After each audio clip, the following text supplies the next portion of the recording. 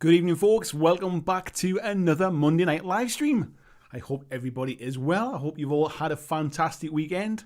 I hope everybody is ready for what I expect tonight to be a very lively chat.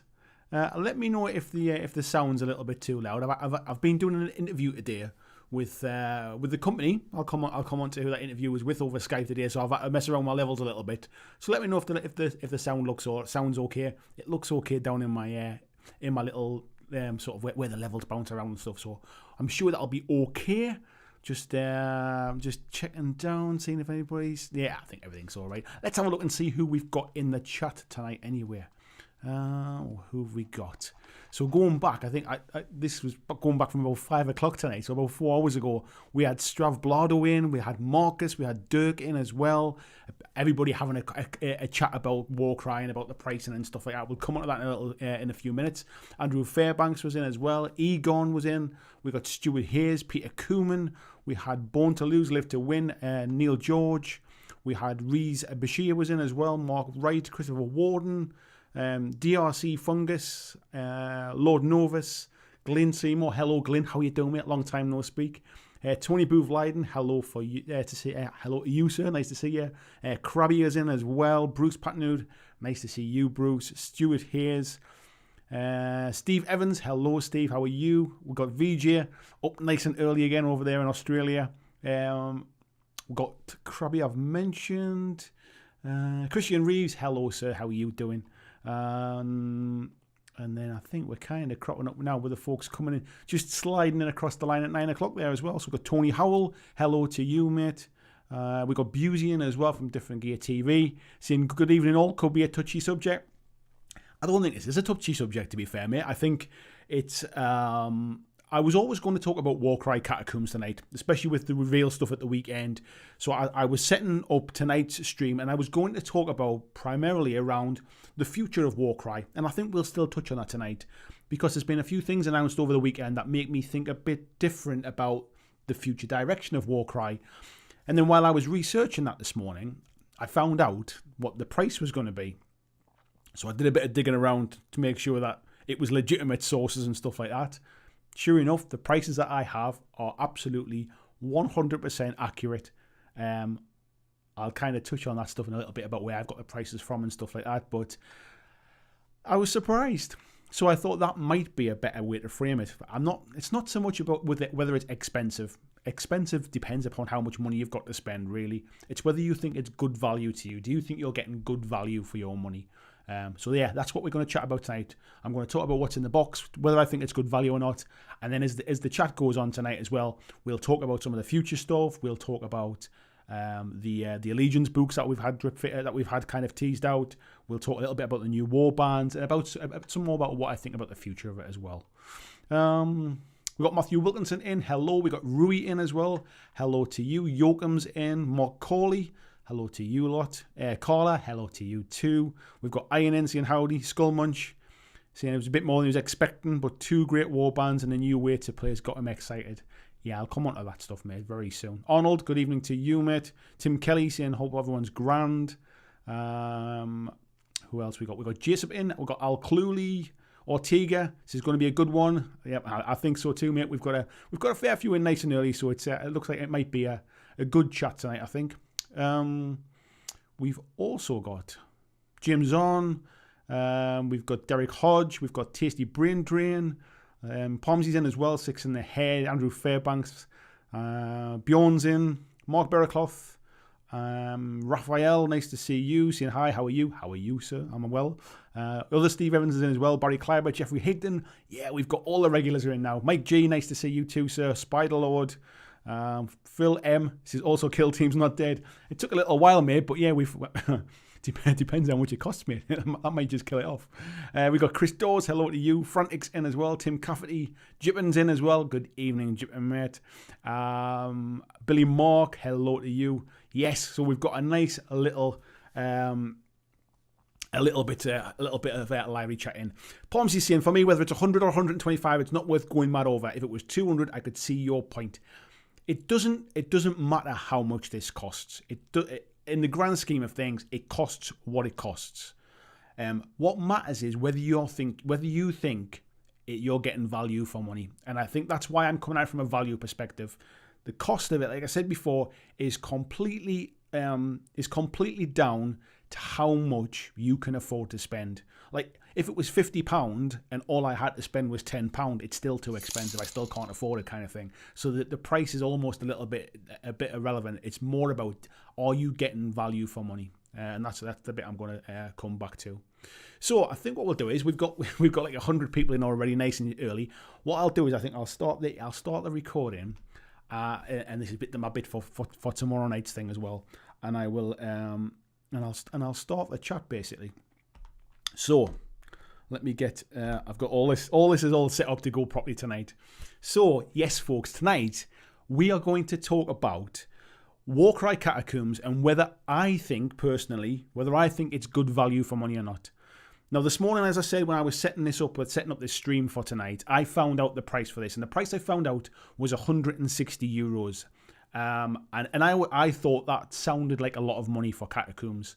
I didn't know what the conversion rate back to UK pounds would be, but what I did was I went onto the GW website, I looked for things that cost €160, and then I kind of like looked at that cost of things on the UK site, and I looked at it on the American site, and the best kind of guess I could take, assuming that the €160 was correct, was it was going to be about £126, £127 UK and about $200 US.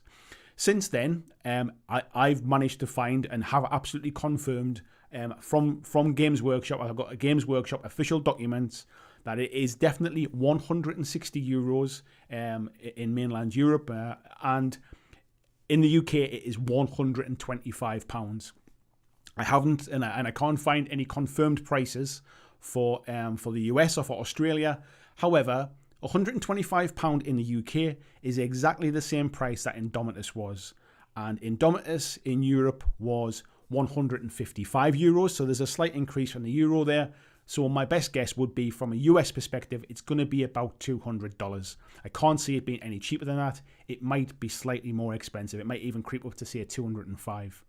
But that's the price for it.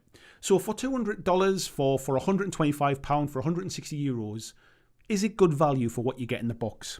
Now, what I've got here is these are some of the prices as well. So these are the official prices. These are absolutely 100% confirmed.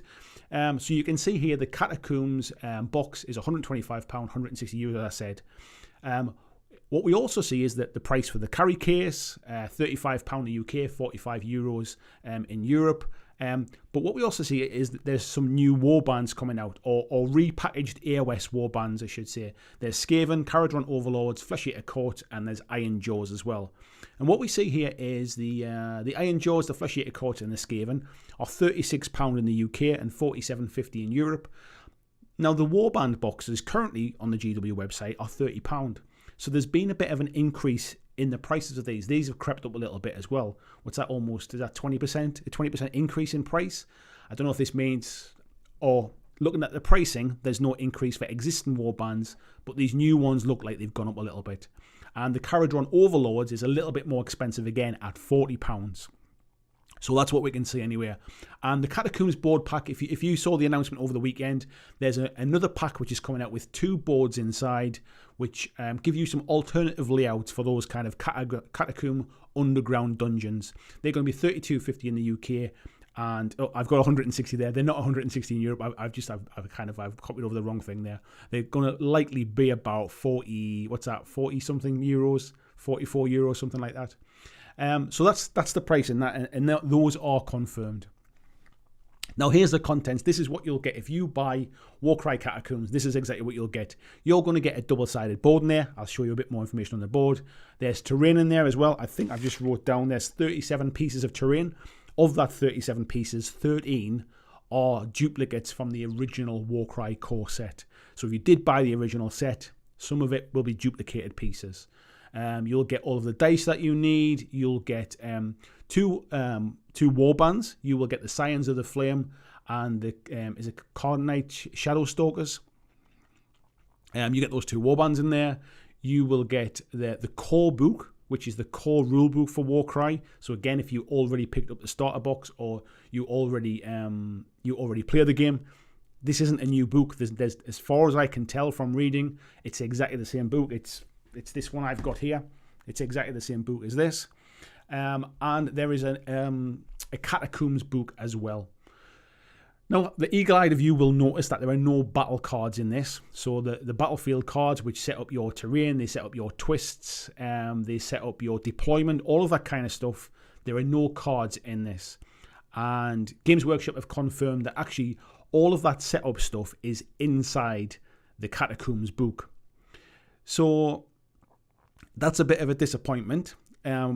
One of the things I like about Warcry is drawn randomly from them cards. When I ran my Warcry tournament, I did use the ones from the book because everybody had a core book with them, so therefore it was easier for them to reference.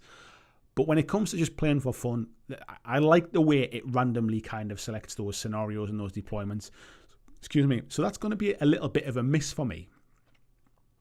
So that's what you're getting.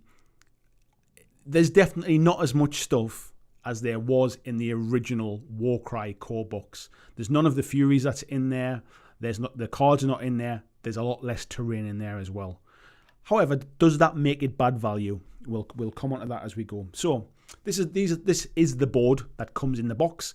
As I said before, it's one board which is 20. I forget the size now. Is a 32 inch by 20 something inch. The same as the kill team sizes as well. One side is a replica of the board that came in the original core set. The flip side is the Catacomb set with the lava and the walls and kind of the tighter, almost kind of corridors and rooms. And this is what the Catacombs rules are going to be about playing in the dungeons underneath the Varan Spire. Now, there's a lot of people who have kind of referenced this and kind of said it looks pretty boring, it looks a bit dull, and the terrain doesn't look great. It reminds me of Kill Team Arena. And I get all of those points. I can understand people think that. However, for me personally, I was actually quite excited about this. I already have a load of Warcry stuff. I'm enjoying playing Warcry. Playing Warcry in a slightly different setting with some different rules. And when I say rules, I mean the dungeon, the underground rules. I think this lends itself quite nicely to Warcry. Warcry is a game of movement. You only get those two actions. So being able to kind of hide behind doors and things and be able to kind of hide behind walls actually might not be a bad. I think it has some kind of fun sort of potential in that game. I won't know until I play it. I won't know until I learn more about it. But I was positive about it. I thought it might be a nice change. Now, there is some terrain, I should say, in the box, which is like little levers and things. There's mention in the Warcry videos about there being traps and being able to fall into lava. So I think how the bits of terrain interact with the new rules is going to be interesting too.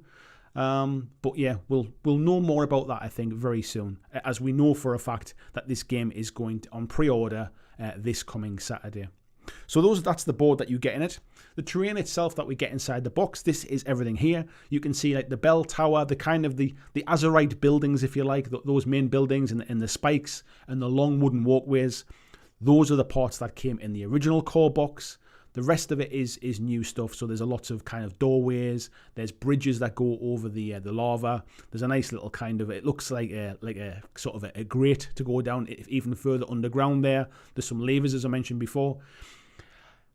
It's definitely not as much terrain as we got in that original Warcry core box. It's not as much terrain as we got in the Kill Team starter box, if you like. But if you remember when Kill Team's sort of second starter box came along, there wasn't as much terrain in that either.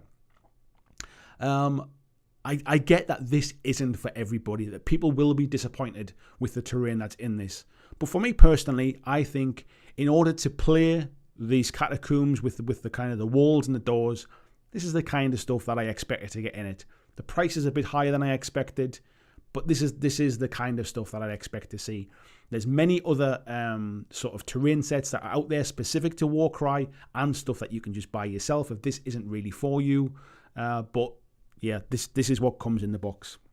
So what also comes in the box is the Catacombs book. Now, looking at this image, on the assumption that it's kind of representative of the actual size of the book, it looks relatively thick. And I've got my Warcry core book here. I've also got my Tome of Champions here as well. And in reference, they look a similar size, which would suggest it's not just like a kind of like, not just a leaflet, not like a supplement. There's actually quite a bit of depth in there. There's actually quite a bit of stuff.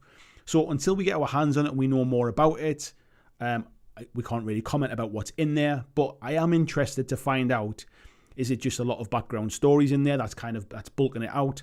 Is there more sort of narrative missions for the 2 warbands that come in the box? Or is it a lot more rules? And actually, we haven't even touched the surface of what this box is going to give us. So, talking of the warbands, this is the Scions of the Flame. These models come inside the Catacombs starter box. These are not my favourites, I'll be perfectly honest. There are other warbands that I would, if I was going to buy them, I would buy other ones first. But I do like them. They're not awful. I think they're a little bit kind of stereotypical, but until I see the rules for them, then we'll know how they play and stuff, what kind of abilities they've got. But visually speaking, they wouldn't be my first choice, but they are nicely done. The other one, which are the shadow, are they called Canite Shadow Stalkers?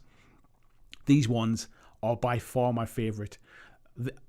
When these ones were teased quite some time ago, these were the ones I was really looking forward to seeing. It's a shame it took so long for them to come. It's a shame really that they're going to be in the starter box, because these are just an auto buy for me. I absolutely love them. It doesn't really matter how they play it.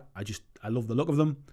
But yeah, they're going to be inside the box. And these are kind of I think they've got some sort of special rules where they can kind of teleport about and stuff, which is going to be really interesting.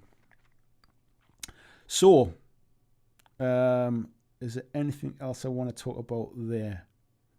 No, I'm gonna kind of leave it there for it. So talking about value, let me just go back to my main screen here.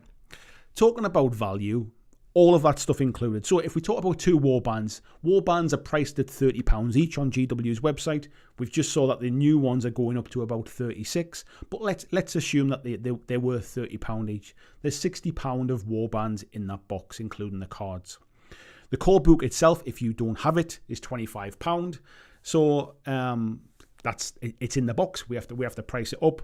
What I would say as well is, if I can just find on the right website here, I think is it on this one, or it's on here? So let me go to this one here. So this is the Azerite Ruins that you can just buy anywhere from GW. The Azerite Ruin Chapel on the right hand side there, it is very similar to some of the stuff that you get in, certainly the bell tower and a few of the sort of loose pieces. That's priced at £35. And on the right side there, I think roughly that kind of the building on the right of those 2 in the Shattered Plaza, I think, is inside the box. Some of those little scatter pieces are inside as well. So even if we're kind of, let's be generous and say, or let's be conservative, say there's about £45 or £50 worth of terrain in the box as well. So so the 60 for that, let's say 50 for terrain, even if we say 35 for terrain, let's say it's just the Ruined Chapel, for example, £95 there, plus £25 for the core book. That's bringing you up to £120. You've then got the terrain for Catacombs that we haven't factored in. You've then got the Catacombs Book that we haven't factored in. We could kind of assume the Catacombs Book might be, if we say £15 for that, which is what the Monsters and Minions Mercenaries book, Monsters and Mercenaries book was. £20 was Tome of Champions, so we're seeing maybe £15 or £20 worth there. You've got tokens and dice, and you've also got the board in there as well. So I think from a value perspective, you are getting more stuff in the box than its cost. However, that's not, from me personally, and for a lot of you, I already have some of that stuff. So the value sort of becomes diminished then. If I look at it purely for the stuff that's in that box that I want, the 2 warbands, let's say £60 for them, as I mentioned. The Catacombs Book, let's say it's £15 to err on the kind of on the cheaper side. There's £75. And board and terrain, we're probably talking around £30 worth of stuff. If we factor in the board and terrain, maybe if I buy them second hand, or judging by the price of the 2 boards in that pack, or the price of the Azerite Ruin Chapel for £35, let's say £30. So there's probably, what's that, 90, there's probably about £105 worth of stuff in the box that I actually really need and that I really want. Things like the dice I don't need, things like the tokens I don't need, the core book I don't need.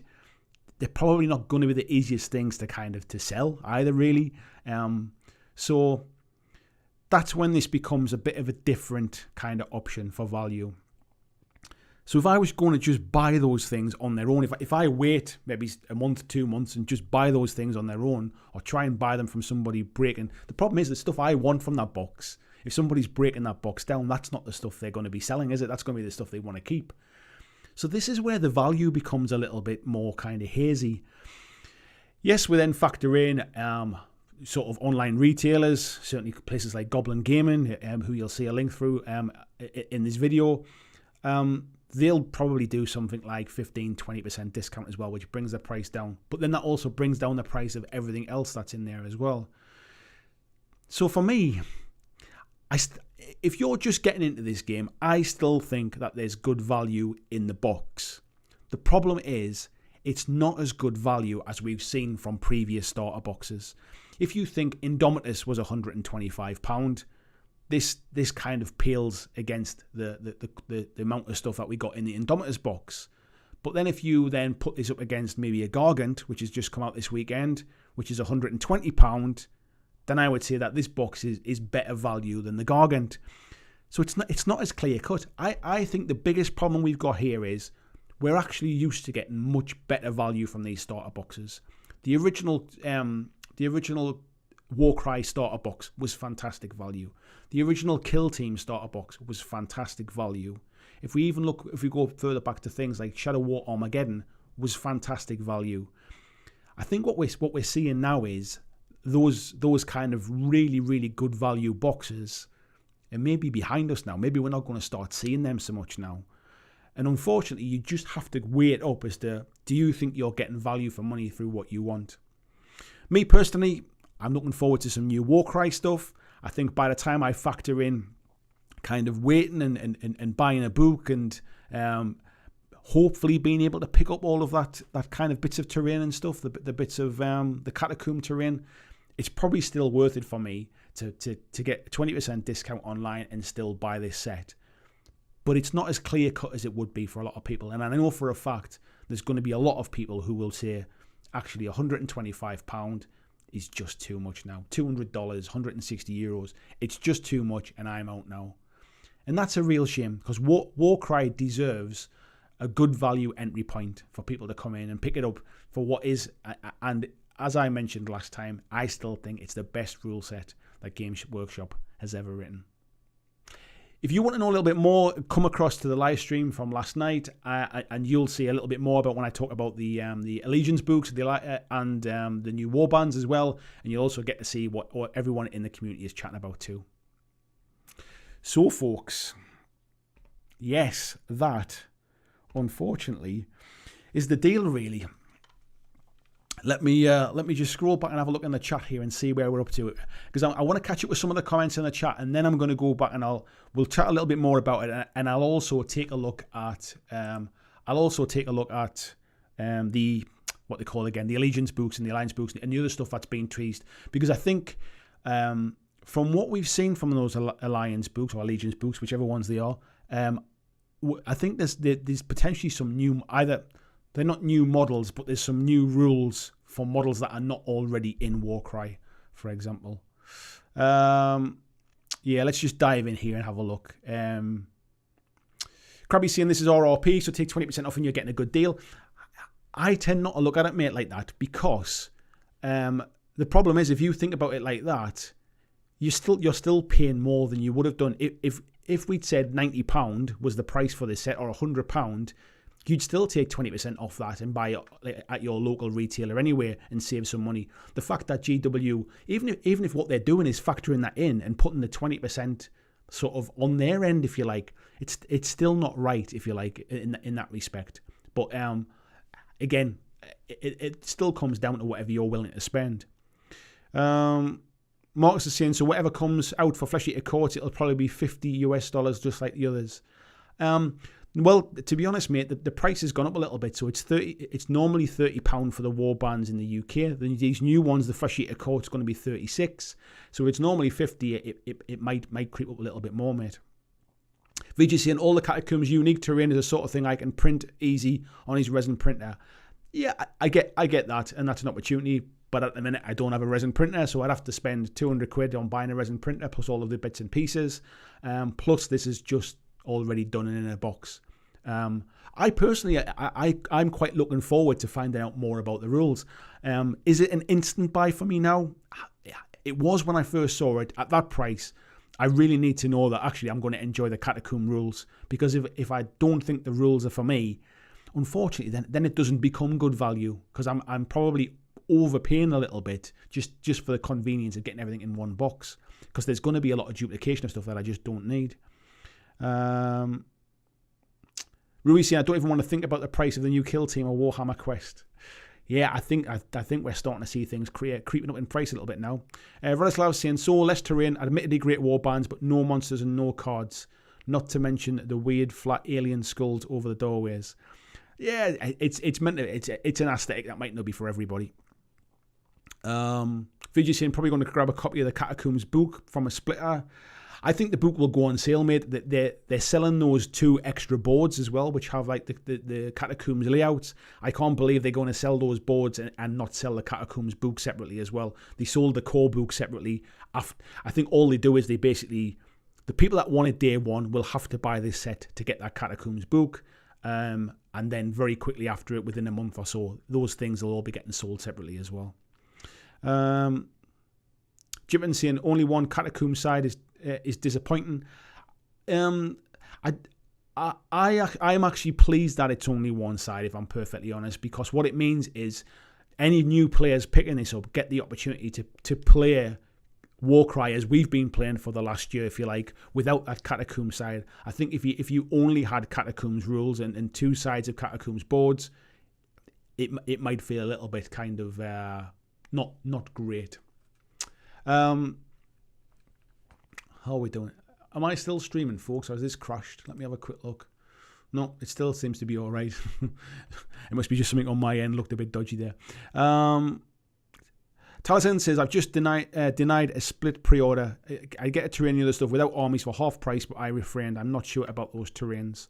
Yeah, again, it depends upon what you want, really.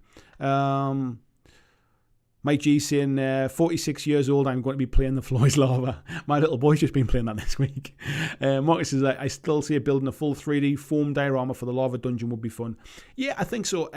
And a lot of the things that people are talking about is the fun of Warcry is about having 3D terrain, about having height and jumping around off buildings and climbing up walls. I completely agree.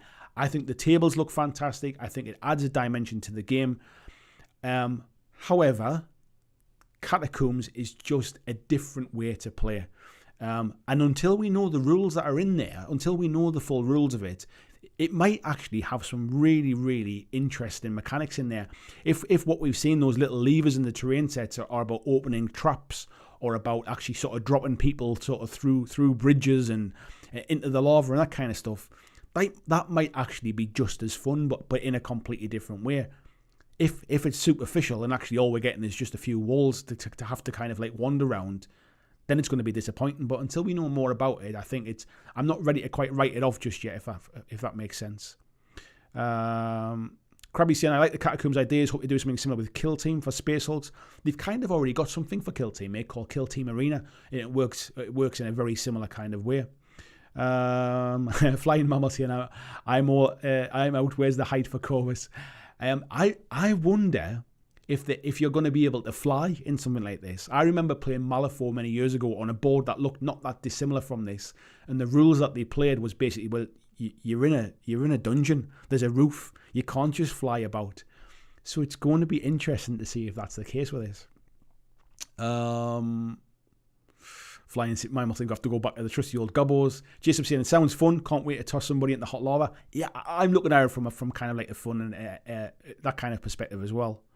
Mark saying, I think the same amount of terrain, just not as much singular large pieces. Judging by the box, if I go back to, let me which one? In the contents, the boxes in the top corner there on that screen. It doesn't look like it's like a hard box like the original Warcry box or like the Indomitors box. It looks more like it's got a flap that opens on the side with one of those kind of trays that pulls out, which makes me think it's not as heavy. Which makes me think that obviously that even like there's not even a similar amount of like sprues or anything. That's one of the reasons that's making me think that is they. I mean, I know there's less terrain, but it's not even like the same amount of scattered terrain over frames, if you like, if that makes sense. Let me scroll down a little bit. Dave saying those are nice witch elves. Yeah, some of them are really nice, man. There. VJ saying the Carnite minis are awesome. I'll pick some of those up. I think they'll be available not too long afterwards. The same thing happened with the Untamed Beasts and the Iron Golems. The same thing happened. They came out not long afterwards as well. Jake Lawson is getting back to playing 40k after 20 years, but I must say Warhammer Fantasy models look boring now. Again, it's different horses for courses. I'm not a huge fan of the Scions of the Flame, but I am a massive fan of the Shadow Stalkers. It's what kind of scratches your itch, really, doesn't it? VJ saying they could easily be converted up for Dark Elf bits for Blood Bowl. Yeah, 100%, mate. Jackson from Shaggy Wargaming, hello, fella. He's saying, so it's about Warcry. A full game is 125 quid, about the same as the new Giant, right? Yeah, it's £5 more, mate, than the new Gargant. Pomsy saying, I suppose the point is you don't need this box. Just get yourself the book if you want it. You don't need anything, mate, in the grand scheme of things. I mean, that's the whole point, and that's why I'm saying about it's not whether it's expensive or not, because expensive depends on how much you've got to spend. It's just whether you think it's value for you personally. If you've not played Warcry, I still think the box set is good value. The problem is it's not as good value as the original core box, and that's what everybody will compare it against, unfortunately, and that's the case. The original core box was just fantastic value. So I still think you're getting more than your money's worth in the box. It's just not the fantastic deal that the old one was.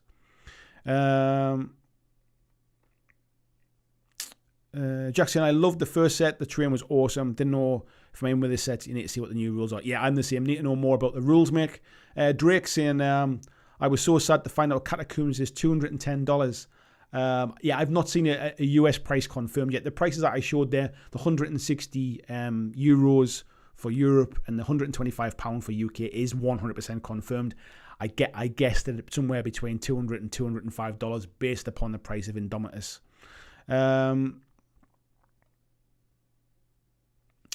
Krabby saying in the reopening of Warhammer World, someone noticed the tables were set up with new battle mats. I think we can expect neoprene mats soon. Maybe it wouldn't surprise me, but it also wouldn't surprise me if they've just set those up, sort of just bought some printed for Warhammer World as well. Glenn saying, think of it this way: it's good for other companies. Mantic and Kings of War, they're different games. I would think for the vast majority of people, choosing between something like Armada for Kings of War or Warcry is probably not a straight choice. Really, they're two completely different games. If you've only got sort of 100 quid to spend, then it might be kind of coming down to that. Miniature Paintings here, 4 Mantic Giants for 1 Mega Super Duper Gargant. Yeah, there's it depends where you spend your money, and it depends again on the aesthetic. It depends upon what you like. DRC Fungus saying Warcry Catacombs includes the full core book, which introduces the setting of the Bloodwind spoil and contains all the game's main rules. It does. But I've already got that, therefore it's not worth any value for me to have a second version of it. And if you're saying, oh well, you can gift it to a friend, the people I play with all play Warcry because we all love it. So everybody bought that core set because it's fantastic value. Yes, I could give it away to somebody, but then that kind of defeats the object of, is the value in the box if I'm giving away half the stuff in there. Matthew's saying I have a Warband and 1 monster for Warcry, no rule book. I've played 3 times and I like it, but not enough to keep on playing. The old core set compared to this one is lacking. Yeah, and as I said before, it's comparing the 2 sets is where we start to see a problem in this. Oh, that was a massive jump ahead there. I'll have to just dive in somewhere here. Krabby saying, if I don't get an outstanding value Space Marine box at Christmas. Pagan's working on finishing touches of a mini from a week ago. Lord Min said, I'm most likely to pick it up. I never picked up the first set. I've only got 3 Warbands and their cards. Zingbo saying, I've been doing the maths on these new AS stock Warbands sets. The prices have gone up, but you're saving a good amount over buying the models through the regular AOS kits.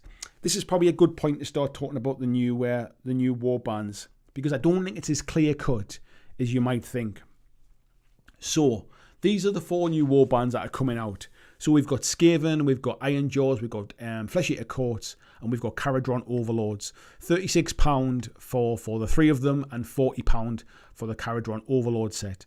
And on the face of it, it's pretty good value. You get I've kind of been trying to look at the front of the box to see what you get inside. It looks like in the Skaven box, you're getting a couple of Rat Ogres, some Giant Rats, you're getting maybe some Pack Masters and some Clan Rats. And I think that one's not bad value. Those models are split across multiple different boxes, and it's not easy, or it's not cheap, to buy the different bits you need to make a Skaven warband, if you like. You could, if you just bought a box of Clan Rats, you could run all Clan Rats, for example. But if you want to start a shape and kind of sort of tailor your list a little bit, I think this is pretty good value actually for the Skaven one. And obviously you get the cards inside as well. Now after that, it's not quite as clear cut, because the Caradron Overlords is 40 quid. You get 3 Sky Riggers in there, and you get 5 Gunstock Thunderers, I think they're called, for £40, which, yeah, not too bad. However, for £60, you get all of that, plus you get I think it's an Endrin Rigger sort of like leader, plus you get, what's it called? I wrote it down. In fact, let me bring it up on the screen here. Let me find it, and I will show you exactly what you get. I'm talking about the Start Collecting boxes for Caradron Overlords. I'll find it and bring it up, because actually that might actually be a better way to do it. So here we go. So what we've got here, this is the Start Collecting for Caradron Overlords. You get the same 3 models in. Those are the 3. So you get an Endrin Master, you get 5 Gunstock Thunderers, and you also get 3 Sky Wardens. But you also get the where is it? The Gunstock Gun Hauler, which is this big ship model here. Let me skip through and show you those. So that's what you get inside. So this guy at the front and this big thing at the back are extra. So for an extra £20, you get those 2 things. Now this model at the back on its own is £32.50. Now it might be that you just want to keep that just to paint it up yourself. You might want to sell that, even if you sell it for 20 quid. Or sell it for kind of like 25 quid or something. It's not as clear cut, because what you're getting in the Caradron Overlord box for 40 quid, you're getting a little bit more in here for 60. Yes, you won't get the cards, but the cards are available. You can get you can get the information that you need, certainly from the books, but it's not as clear cut. I still think it's good value. It's not as clear cut as I said before, I think, with this one. Then if we go to, actually I'll just stay on this screen, because the next one we've got as well is Flesh Eater Coats. Again, Flesh Eater Coats is £36, but again, if we go back and we look at the Star Collecting box, the Flesh Eater Coats Star Collecting box has always been a fantastic deal if you're wanting to pick it up for Warcry. So if I find it here, so it's £55, so we're talking, again, an extra 20 quid. However, you do get, is it a Terrorgeist, I think it's called? You get a Terrorgeist in here as well, which again is, I forget how much they are on their own, but they're 25, 30 quid or something on their own. And you can use this in Monsters and Mercenaries as well.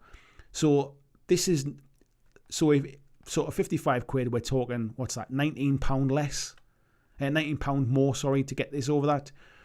It's still a good deal. £36 is still a good deal. But personally, if I was going to do it, I still think that the Star Collecting box is probably a little bit better value overall. If I go back to this one again, and the other one there is the Iron Jaws. It looks like you get 5 brutes and it looks like 5 odd boys. And again, you're talking about I think it's £32.50 for 5 brutes. I think it's £35 for 15 of the Yard Boys, and you're talking 36 here. To be honest, the biggest value in the Iron Jaws box is the fact that it'll have the cards in again, which you haven't been able to pick up forever. So, yeah, I think they're good. I love the fact that they're bringing these boxes in, and it's fleshing out the AOS Warbands in a more cost-effective way to get into them. But I don't think it's as clear cut. Sometimes buying those start collecting boxes are sometimes a great value way to get into this. Where are we up to here? Strav saying, sticker shock for me, it's a pass. Don't have any Warcry, but $200 is too much to dive into a game. As I said before, I don't actually think it's bad value for what you get. I think it's bad value compared to the original. So I don't think it's too expensive personally. I just think, like I said before, compare it to Indomitus, it doesn't look good value. Compare it to a Gargant, it looks great value. It's all about if you think you're going to get value out of that box set. Well, Pomsey's saying that's true. The 20% thing slightly irrelevant, but maybe they price it like that because they know people will get 20% off. I get that, but then so we're all still paying more, aren't we? If they put the price up by 20% off because they know we're going to get 20% off, we're still paying 20% more than we would have done if you like. VG says look forward to seeing some back reps, and we'll dictate to see if we pick it up. I'm assuming that all the channels that get their free stuff will. Let me just flick this screen over now. I think all the channels that get their free stuff we'll start to see that appearing on Saturday, I'd imagine. Big Red Bear says, I think the new pricing from GW is really driving people out. I have a decent income and I can't justify the pricing that they're doing for Gargants and new box sets. Do you know what? There was a point not long ago where I agreed with you. I honestly thought it was getting to a point where it was just like, hang on, it's the pricing that makes you think, hang on a second, that just feels too much. But what I see online is the amount of people that are just so loyal and who will just pay it regardless. And I really hope that people are not going into debt for this kind of stuff just because it's more expensive. I wouldn't want to see anybody kind of getting themselves in any financial trouble because of it. But it's one of those things, isn't it? It's everybody's in a different position. Everybody places their own personal value on it. And you could say, actually, let's take a Gargant as a good example. If you say, look, it's £120, but I'm going to get loads of enjoyment from building that. I'm going to enjoy painting it. I'm looking forward to putting it on a table and playing it. Who am I to say that £120 is too expensive if you think you're getting value for money out of it? And that's where this thing kind of falls down. If they said they were £500, I think we'd universally all agree it's too much money. But I think what we're getting to is we're getting to that first stage of people starting to question it, but it's not becoming so expensive that people won't buy it. And I think that's exactly what GW are trying to do. They're trying to push the boundaries a little bit to see where that breaking point is, and potentially they're getting close to it, but it doesn't seem to be stopping people buying stuff at the minute. Bruce is saying, my opinion is when GW makes starter boxes, isn't their goal to get new players? If so, $200 is a big ask for someone to take a chance on a game they may not like. Yeah, I get that, but then let's not forget their starter boxes, if you like, for things outside of AOS and 40k are never like really cheap. Like Necromunda, for example, the only starter box you can buy for Necromunda at the minute is the Dark Uprising one, which is £175, I think it is. Which, again, I still think is good value. There's some great stuff in there. But I think it's still, I think it might be the only starter box you can buy at the minute. I could be wrong. Maybe the old one's still available. And I think that was about £95. But it's still £95. It's like it's not a kick in the arse of £125. They just price their stuff a little bit higher, and you could say there's a lot of reasons for that because their stuff's manufactured in the UK, and the fact that it's higher quality. There's all those kind of things to take into it. They're a bigger company. They've got all those overheads that a lot of smaller companies don't have. Well, however you try to justify it, I still think it's down to individuals. And I think even if it was £95, that's still a lot of money for somebody who's never played before to dip their toe in. When I did my video about 10 miniature games for complete beginners, I think I priced it out. It's something like if it was over £60, it was probably too expensive for a complete novice who's never put a mini together before kind of dip their toe in. I think that was kind of how I priced it. So yeah, maybe it's kind of irrelevant once it gets over £85-90. Maybe it's irrelevant how much it costs. Andrew saying, makes me wish I didn't buy 2 boxes of Indomitors. Also wish I didn't have the GW US Brexit tax. I think the Brexit tax has got something to do with that little creep up in the euro prices as well, mate. And Bruce is saying if their goal is to release new content for existing customers, then that's a different story. Yeah. Alan saying, yeah, hi chaps, not impressed by the price, but still pick it up. I think me and you are kind of we're probably aligned on that one, mate. Taliesin saying, honestly, this is not for new peeps, and them introducing the same stuff from the first starter is lazy. Is it lazy, or is it just... I think without putting the rulebook in there, it's definitely not a starter set, it's an expansion, and I think that's the problem. Iron saying, but the price isn't confirmed yet. GW have not officially released the price for it. They never do that until the pre-orders go live. However, I have the information from Games Workshop. I haven't gotten it secondhand. I haven't found it online. I've got the information from Games Workshop. So I know it is 100% confirmed. If the price changes between now and the weekend, then Games Workshop have changed their prices, because the prices that I got from Games Workshop are 100% confirmed. €160, £125. Pagan says, I've been super excited about getting back into the hobby this year and been going hard, but I'm working on a second warband for my wife and I have to slow it down. Yeah, it's you gotta try and pace yourself sometimes, haven't you? DRC saying I would have to say no flying. Yeah. Tim saying $200 is too much for an expansion. Trying to package core rules and expansion together, but it fails. I'm not sure it fails. As I said at the start, I still think it is good value versus what you get in the box. If you were to sell those things individually, it's still good. You're still getting a discount. The problem comes is that there's too much repetition of stuff for folks that have already played this game or already play this game currently, and it's nowhere near as good value as the starter box originally. And that's where this gets really, really muddy. It's not as clear cut as saying it's not good value, or it's good value, and it's sort of it's a good price kind of thing. I think it's a bit, maybe that's what they're trying to get to. They're trying to get to a point where it's not an auto buy, if you like. They can creep the price up, and people still think it's good value, but it's like you got to kind of weigh it up, I suppose. Chipman says still doesn't feel as good a deal if you play already. I do agree with that, mate. I do agree. Busey saying that's done it for me. If it's a flimsy box, count me out.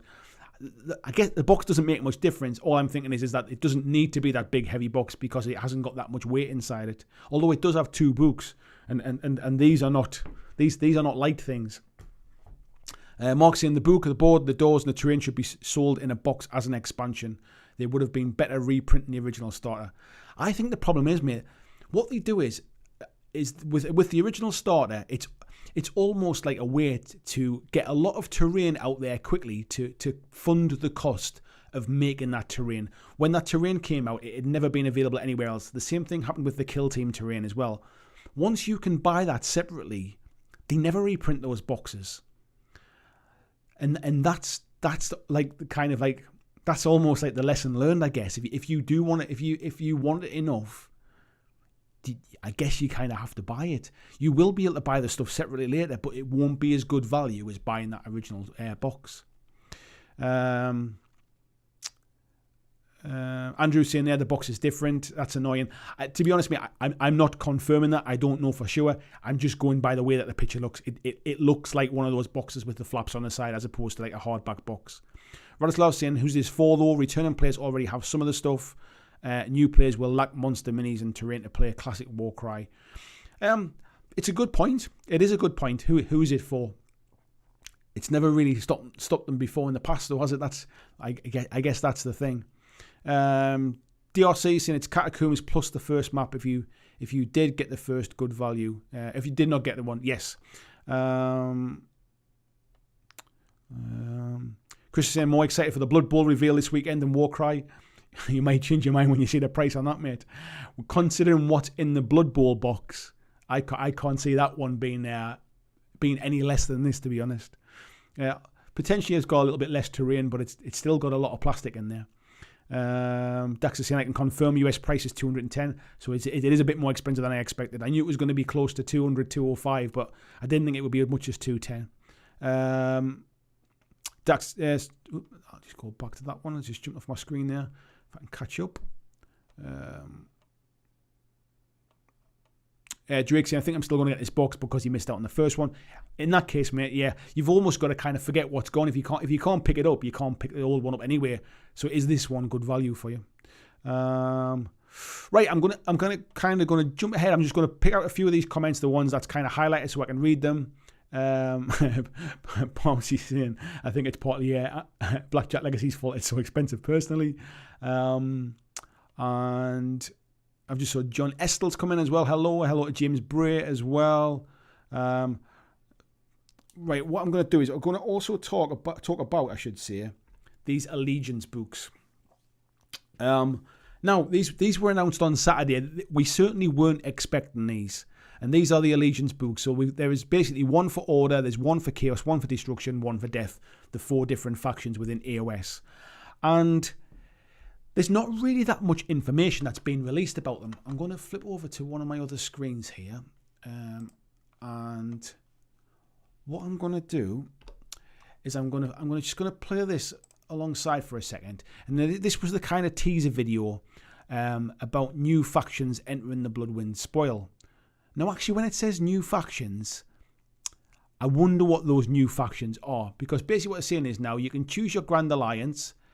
Now, let me just skip back. This is what I wanted to talk about. Now, this model here, this guy on the Griffin thing, is, if I'm not mistaken, let me have a look, is a Demigriff Knight. And I've looked through the Free Cities model, rulebook, I'll start again. I've looked through the Free Cities options that were in White Dwarf, and I can't find this guy. So my assumption is he's going to be an additional kind of character, if you like, in the Order Allegiance book. If I play it a little bit further, we've then got these couple of models. Again, the elf there on the left hand side is a Sister of the Watch. Again, they're not. I can't find them in the Free Cities. They're part of the Free Cities models. I can't find that one in there as well. And as we go through this, I'll kind of pick out a few more as well. It starts to lead me to think that actually we're seeing additional models coming, or rules for additional models in these tomes as well. So I'll keep going. We've got those ones. Those ones are in the Lumineth. Seeing those all laid out together does make me wonder if that is going to be a Lumineth box, a Warcry box for Lumineth. It seems strange that we see them all kind of together there. Could be a pure speculation, but who knows? We've then gone to the Death tome. These stuff we've seen before, Flesh Eater Courts. We then go into the Destruction tome. And again, we've seen the Iron Guts, we've seen the Iron Jaws. We then come on to Chaos. And here, this guy on the right riding, this is basically is a Skull Crusher. Again, the Skull Crushers, I don't believe, are in the Khorne rules either. So it does make me think. It goes on, I think, and I think it shows kind of some Nurgle stuff as well that I'm pretty sure they've got rules for already. But there's going to be a book for each Grand Alliance. So if I go back to these ones, and from what I read, if I can, it says that each book takes a deep dive into Death, Destruction, Chaos, and Order, including background tables, lore, and loads more. If you've been waiting for your favourite Warhammer Age of Sigmar army to be fully represented in Warcry, these books are for you. Now, it's the bit that says fully represented. Now, I can read that kind of two ways. One, the first way I read that was, does this mean that they are going to have all of the available options in AOS available in Warcry, which would potentially justify having 4 separate books?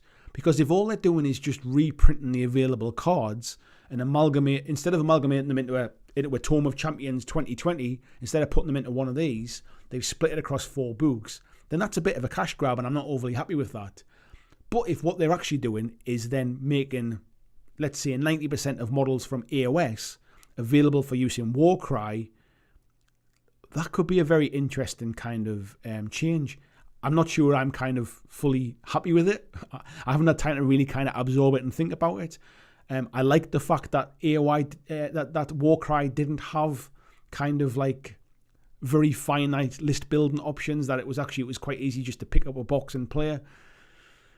I'm not really sure how I feel about that if that's the case, but I guess we'll find out more. We'll not find out more this week, I think.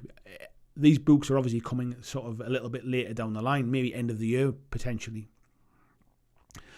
So there's more stuff coming. We're obviously going to see more campaign stuff in there as well. And it says, put your existing armies to use in quick, intense skirmish combat, or lead them in a campaign to achieve their own objectives against all odds. So we're going to see some changes coming here. Even if these books are £20 each, I've got Warbands for each one of those 4 allegiances. Does that mean I'm going to have to pay £80 for 4 books to be able to kind of field the new stuff? Does it mean we're going to see more monsters and mercenaries coming in there? Is it going to change? I don't think it's not going to change the basic rules, but it sounds like it's going to give a lot more options. And I think there's a lot of people have been kind of crying out for that. I then went back and looked through all the available AOS factions. And actually, if we then include like the Free Cities or Cities of Sigmar, if we include the Lumineth and we include the Fire Slayers that were all in White Dwarf, we've now got the last 2, which is the Scions of the Flame and the Shadow Stalkers. That is all of the available factions from AOS now, other than Gargants, which I don't think we'll see come to Warcry. We might see him come in as like a monster, but that is all of them that then done. So what the future of Warcry, how does it look? Is the future of Warcry actually opening it up to every available AOS mini? Which is kind of mind-boggling really to think about that. It's going to be interesting to see what this actually really is. So let me... Problems you're seeing, my friend, you confuse me. Some streams you say GW is a business and they make business decisions. Now you're saying you can't understand why they've stuck 20 quid in the price. I haven't said that I don't know why they stuck 20 quid in the price. I know why they stuck 20 quid in the price, because they make more money for it. What I'm saying is that I just think that it's it's the way forward now. I think I think, as I said before, I think the days of seeing those really, really good value boxes might be behind us now. I think, and while we still see good value, they're not phenomenal value like the original Warcry box.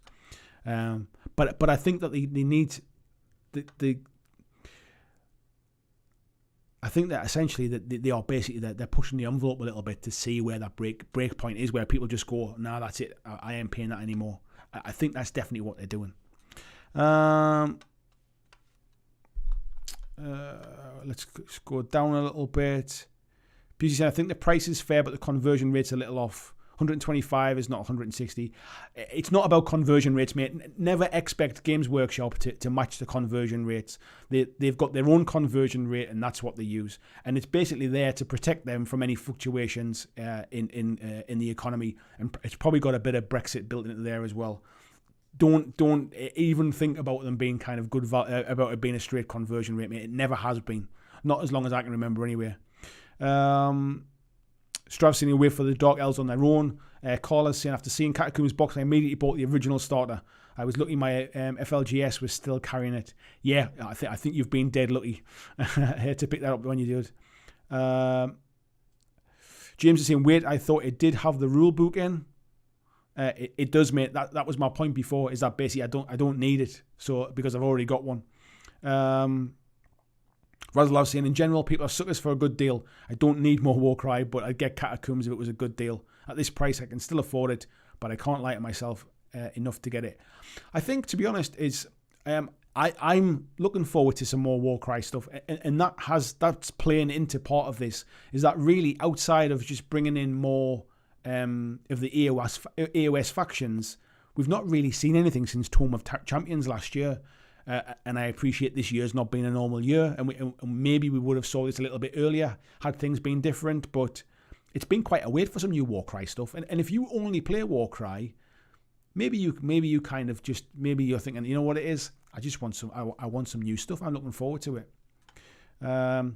Slippy Tiger saying, I'm less bothered about the Grand Alliance books. Looks like they're charging us for bundles of old rope. again, yeah, I kind of agree, is that I need to understand more about what's in them. If it is just repackaging old stuff, it does feel like a bit of a cash grab. But if they are really opening it up, I mean, those books look like they're kind of chunky things like this. They look like there's plenty in there. I guess time will tell, and we'll find out a little bit more about it. What were some of the things? I'm just looking to see. All the fighter cards will be in those books. They're potentially going to flesh out those options. One thing I was a little bit worried about was, do they update stats and things or point costs on the cards to the point where all the cards that we've got are now invalid? That one was one kind of a little bit of a red flag or a bit of a worry that went through my mind. This is not based on anything. I don't know anything about that. I just wonder, are they taking this as an opportunity to rebalance things? I'm assuming there'll be new quests in there, potentially new monsters in there as well, and probably more allies. That's kind of what I think. But the back of my mind thinks, are they just splitting down Tome of Champions 2020 into 4 books and making us buy 4? Singbo saying, I would like it if a standalone Catacombs book, board and terrain was announced along with the starter.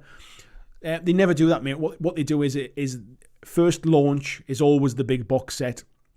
And then once the initial sales of that have kind of like are over the hump, then they start to release things bit by bit. They did the same thing. I think if I remember right, I'm not even sure you could buy the... You might not have been able to buy the rulebook for Warcry on day one. Maybe you could. I don't remember now. But you certainly couldn't buy the terrain and things. That came out later on down the line. Bruce is saying the price is £125. If so, that translates to around $165.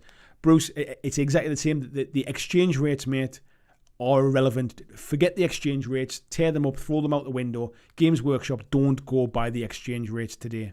They go by their set conversion rates. So I think somebody's got confirmed it's $120. It's $210. That's the price. That's the price, basically, mate. If you look at stuff now between the UK site and the American site, you can very easily click the little flag in the corner and it'll tell you it's got nothing to do with the conversion rates, mate. Grabby saying the original Kill Team did this, brought in bigger units, and from what I hear, seen online, completely ruined the game. Can't say for sure, but it seems similar. I think it's a bit different, mate. I think what they did was they started to bring in extra units, but they brought them in as expansions, where this feels like it's almost kind of... I'm not even sure it's going to be optional, if you like. I mean, of course it's optional. You can choose not to play it, but it feels like this is almost the kind of like... This is now the available stuff. John saying, do you think it's phenomenal value on new games, then less great once a game's established? So the next new game will be great value? Quite potentially, mate. I mean, I think we've got second season of Blood Bowl coming. I think that will probably, the proof will be in the pudding then. I think what was the original Blood Bowl? Was it? Let me see if I can see it on their website. I think the original Blood Bowl is like, was it? I've got like 65 quid in my head or something like that. I've got no idea if that's what it is. Let me have a look in there and see how much that starter set is. Let's have a look. All Blood Bowl. Let's filter it by price, high to low. It was 70 quid and it's now temporarily out of stock. You can't buy anymore. So let's see where the new one comes. Let's see where the new one comes in. Phil said, how do you know you don't need the rule book? How do you know you don't need the rule book? You do need the rule book, mate. I didn't say you don't need the rule book. I said I don't need the rule book because I've already got the rule book. It's the same rule book. Nothing's changed in it, mate. It's the core rule book. I think they've already said that. Unless I'm misunderstanding what you mean. Tim saying they could be like the new chapter approved size. To be honest, mate, this was their version of chapter approved. This Tome of Champions, but they seem to have gone away from that by the looks of it. Brandon saying it'll be fine. Power gaming in Warcry seems kind of... what's your edge going to be? 60-40. There isn't... At the minute, there is kind of... There's not a huge amount of power gaming, so the way I play a Warcry, that kind of stuff doesn't really affect me personally. VJ saying, which would be great as the current selection for some of the warbands is rather slim. Yeah, there are some warbands that have very limited choices. There are other ones that have a lot more choices.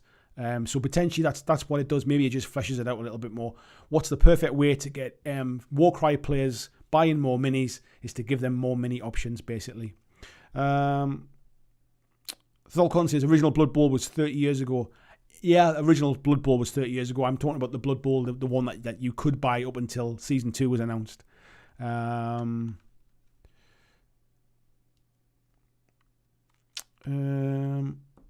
Busy said he's got the rulebook too. Phil saying, I didn't know they'd gone on record saying the rulebook wasn't changing. I expect new rules. No, I don't think they've gone on record, mate, but I think what they've said is that it's basically, I'm sure I heard them say is that it's just is the Warcry rules. The cover on the book that is in the new box is the same cover on the book that I've got. I would assume if they've updated the rules, we'd have heard about that, and the new rule book would be available to buy this week. Will be able to pre-order this weekend too.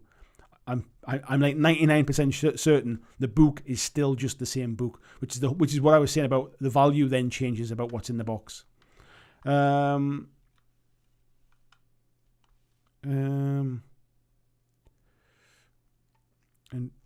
Phil saying, yeah, expecting rules for doors and for the catacombs. Yeah, those rules are in a separate book, mate. So if I go back to where I was before, that's the contents there. You can see in the top left-hand corner, there's the core book, which is the rules, and then there is the catacomb book. The catacomb book is this one. This is the bit that has in the additional rules for the catacombs, for the lava, for the traps and all that kind of stuff.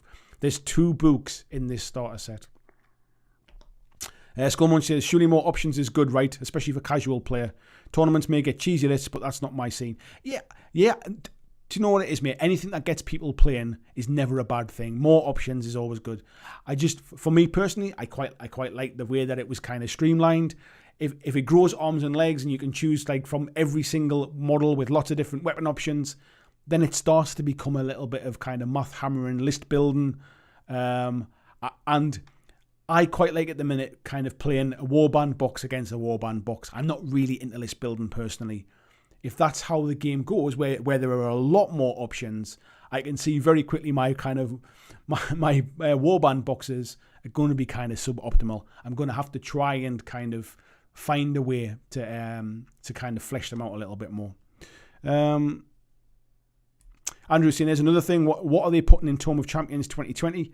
I don't think we'll get a Tome of Champions 2020. I think this is my point. I think these 4 Alliance books or Allegiance books, allegiances. These 4 Allegiance books are going to basically probably do away with that by the looks of it. Vijay saying, yeah, there's a lot more minis left out in Kill Team. I think the thing with Warcry and the thing with Kill Team is it was always meant to be those kind of small war bands. The story of Warcry is about basically it's those little war bands that were trying to get their way through the Varanspire without being noticed. Like kind of almost the unknown folks, not the big champions and stuff.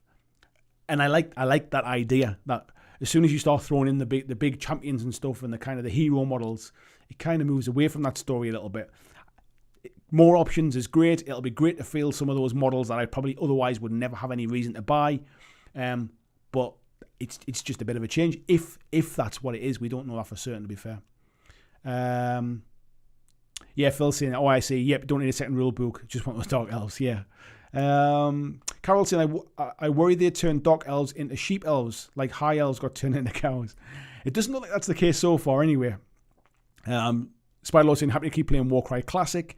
Yeah, and that's kind of where I'll be as well, but I am really interested in knowing more about the Catacomb side. I think Catacombs could be a lot of fun. But I definitely want to kind of stay close to this week's announcements to find out more about it. Yeah, Carla's saying they'll sell those Warbands separately. Yeah, they certainly will. It might take a little time, but they will come. Jackson, I used the Undead when I was playing a Warcry mini campaign. They were squishy, but strength in numbers and swamped objectives. Yeah, the game isn't always about kind of sort of dealing out the hits. Sometimes it's about placement, and certainly in a game where each activation only gives you two kind of actions, if you like. Weight and numbers can be quite important because sometimes you can kind of sit back, and I think that's one thing I should have said is that for Catacombs, I can imagine the weight action might become much more useful, being able to kind of wait for your opponent to come out into the open, like out of a corridor, and then kind of like jump on them afterwards. Big Red Bear says Dark Elves are probably going to get turned into Bat Elves. Well, to be honest, I mean, we're not too far away from, if I can find them, like these guys are not too far away from Dark Elves, really. And I really like the aesthetic of what they've done with these. They feel like those kind of like assassins, kind of like elf assassins. I love the aesthetic of these. I'm sure not everybody agrees, but yeah, I'm a fan of them. Low Maiden saying, no, Dark Elves got turned into Nagas and snakes. Yeah, there was a little bit of snake stuff, wasn't there? Let me have a quick look, make sure everything's still working all right. Nice one. So, folks, what do you think? What has the price really has it changed your opinion, or were you not really that convinced to start with the kind of with the terrain that was in the box, and this is basically just kind of confirmed it for you, or are you kind of like me looking at it and saying that it is still value versus kind of it's still sort of better than the sum of its parts, if you like. It's still going to be cheaper than buying them all separately. However, there are bits in there that I just don't need. They're going to be kind of wasted, really. Tony Middlebrook says, my issues with the Dark Elves is that they look like fitness trainers that had gone to a goth club. I like them, mate. Jitten says, wasn't convinced as it felt like Kill Team Arena, which I didn't enjoy either. I think Kill Team Arena was a bit different. I think the Kill Team Arena was designed to have it was meant to be the competitive side. So those boards were designed to be almost mirror images of each other. So the deployment didn't go against you, if you like. And by doing it like that, it tried to kind of take away some of those edge cases about line of sight and stuff. Unfortunately for me, the visual appeal of those really nice looking boards was one of the big things, and the rules that were for Arena specifically weren't enough to say, well, yes, it doesn't look as nice, but the rules are fun. Which is why for me, Catacombs, I want to find out about these traps. I want to find out what these levers do. I want to find out about these lava rules. Unfortunately, one thing I would say is if I go to these are the new boards. I don't know if I showed these off before. These are the two new boards that are available to buy, going for pre-order this weekend as well. Interestingly, there is no lava on those boards. They are just basically kind of rooms and corridors, and I'm assuming there might be some special rules for the boards.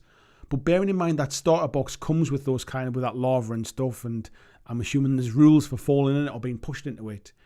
I was really disappointed to see that these boards, at least one of the two boards, doesn't have something on it. And this is all they've shown so far. They say they're two-sided boards, so they are two boards double-sided. Maybe the other side has got like lava and stuff on it, but it wouldn't surprise me if the other side is more kind of standard Warcry boards.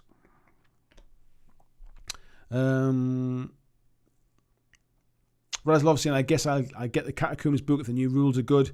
Yeah, same here, mate. I'm just waiting to see those rules now. Declan saying, it's definitely caught my eye, but most likely wait on the Warband. I want releasing separately. So if I hadn't got the original, it would be an instant buy. Yeah, and I think that comes back to my point from before, mate. Vijay saying, maybe a solo play mode for Warcry. There's a lot of people talk about solo modes. As far as I'm aware, Games Workshop don't really put solo modes in their games. The only one I can really think of is probably Silver Tower, and it wasn't even so much a solo mode as it was a co-op game that you could just play multiple characters on your own, really.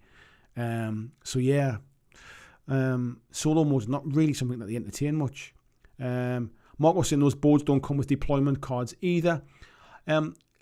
Yeah, I mean I wonder if there's got to be some rules in there for deployment, because the original kind of deployment cards won't work. So I'm assuming there must be something in the book about them. Slippy Tiger says those black boards are walls. I'm making cardstock walls. Yeah, they are walls, mate. The only thing I would say is that, and from experience, when I've played sort of Kill Team Arena with proper walls in, it actually gets really fiddly, and you keep knocking them about, trying to kind of measure line of sight and stuff like that. It sounds counterintuitive. It should be kind of better with all those walls in place, but actually it just hampers the play experience a little bit. It visually looks better, but it doesn't play as simply. Filthy and Blackstone Fortress had a solo mode. Yeah, and I guess that's probably along the same side as Silver Tower. I've not played Blackstone Fortress, so I'm not really sure about that. But again, is Blackstone Fortress not really? Is it not like a co-op game where you end up just playing multiple characters? Low saying for him seems worthwhile, but it's keep an eye on the price of Blood Bowl and Underworlds. I don't think we'll see Underworlds creeping up. I think Underworlds will still be around that £40-45 mark, something like that, for that start for the season box. But I can imagine Blood Bowl having a few extra quid on it. Toy Middlebrooks says, yeah, I'm in the same boat. Since I didn't get the original, it's pretty much the best way to play it currently. Phil mentioned it as well. You save a little money doing it this way. Yeah, definitely. Crowley saying, so we all agree 40k is better. Not a cat and hell's chance, mate. Phil says, I'm not looking forward to the next AOS box set, really, but think it's going to be too pricey. It depends, mate. If the next AOS box set is like a new edition, like 9th edition for 40k, for example, I think those boxes are good value. Like look at what we've got now with the Command box and the Elite box, and I forget what the other one's got. Is it Recruit? Those are fantastic value, those boxes. I think the intro boxes to their main games really are they're a kind of a recruitment tool, and they're always good value. I mean, if you look at is it the Recruit box? I think the Recruit box, it's almost better value to buy the Recruit box than it is to buy a set of the Necron Warriors. So they really are good value, those ones. Rui's in the solo for Necromunda. I didn't know that, mate. I've not seen that for Necromunda. Jippin saying, I like the cards, makes setting up and playing so much easier. Yeah, I agree. I like the aesthetic of just kind of like the tactile nature of just kind of shuffling the cards and flipping one. It's just quite nice. Because as soon as you kind of look in the book, I mean, you could roll, but there's a lot less options in the book. Busey saying 40k is much better value. Oh, I'm not sure it's better value, mate. It depends how much you play it. Spider Lord said, I'm sure the rulebook will be available separately. I can replicate the other stuff. Yeah, I'm sure it'll be available separately as well. Nate's Miniatures, hello there. He says GW needs to give me more time. Do you think this is maybe what they're doing? They're pricing Warcry up, so when more time comes along in a year's time, everyone thinks it's fab value. Stupid Tiber says they keep saying dungeon. I hope that means they give it more D&D RPG aspects to the campaign quests. I wouldn't bank on it, mate. I think what they're saying is dungeon is because it's underground. So the Catacombs side of it is basically set underneath the Varan Spire. That's why they keep saying dungeon. You're playing in dungeons. I wouldn't necessarily say that instantly makes it like sort of RPG-esque. Arnold saying 3rd edition AOS becoming 2021. Yeah, I'd have thought so, mate. Phil saying no, it's a Chaos set they recently put out with Daughters of Cain and Slanesh. It was previewed at the same time. We've got first glimpse of the new Warcry box a while back. If you're talking about those kind of 2-player sets that they bring out, a bit like the what was the set we got with the Ossiarch Bone Reapers and the Ogre Moor tribe stuff, like those ones. Yeah, forget those, mate. They're kind of just a way to package a couple of new minis in, really. Like they'll be creeping up. I mean, wasn't the one not too long ago was kind of creeping up to 140 quid or something like that. Steve says, I'd rather buy the Kings of War starter box, but that's just me. If that's the game you play, mate, then it's better value. If you're never going to play Kings of War, then it's terrible value no matter what the price is. Vijay says there's more options than the book. There's more options than the book. Does BlackJack already have it? I definitely don't have it, mate. More options than the book.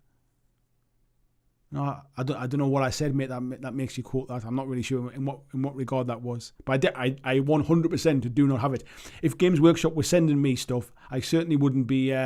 I wouldn't be the one that's kind of announcing the prices of stuff before they have. That's one way to stop them sending me stuff, isn't it? Mark says, I wonder whether they make the books available as ebooks. I fear not.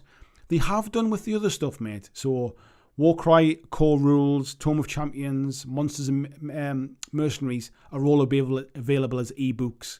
I think potentially it's just the new 40k stuff that they've got that new app stuff now. Spiderlord says, I would pay 125 quid for more time with that scenery. Can you imagine? Marcus says, right now the Warcry rulebook is only available digital outside of the box set. Is it? I didn't think it was, mate. I could have sworn I've just seen it tonight. Let me have a quick look while we're chatting here. Because I was pretty sure I've seen it when I've been looking at stuff. So if I go to rules, no, it's definitely there, mate. Let me go to here. There it is. Warcry Core Book, £25, mate. Yeah, you definitely can buy it. I think they also have available, if I go to view all, I think you can also get the digital version here as well. Tome of Champions there, £20. Monsters and Mercenaries is the e-book. Core Book is the e-book. And Warcry Tome of Champions is the e-book as well. But definitely, there is the Core Book right at the top of the list, mate. What I also wanted to mention before I forgot about is they sell this package. It's £92, but unfortunately it doesn't have any warbands in it. So if you then add two 30 quid warbands, Tony Middlebrook, thank you very much for the donation, mate. You then basically you're up to like 52 quid there, and that hasn't got any dice in.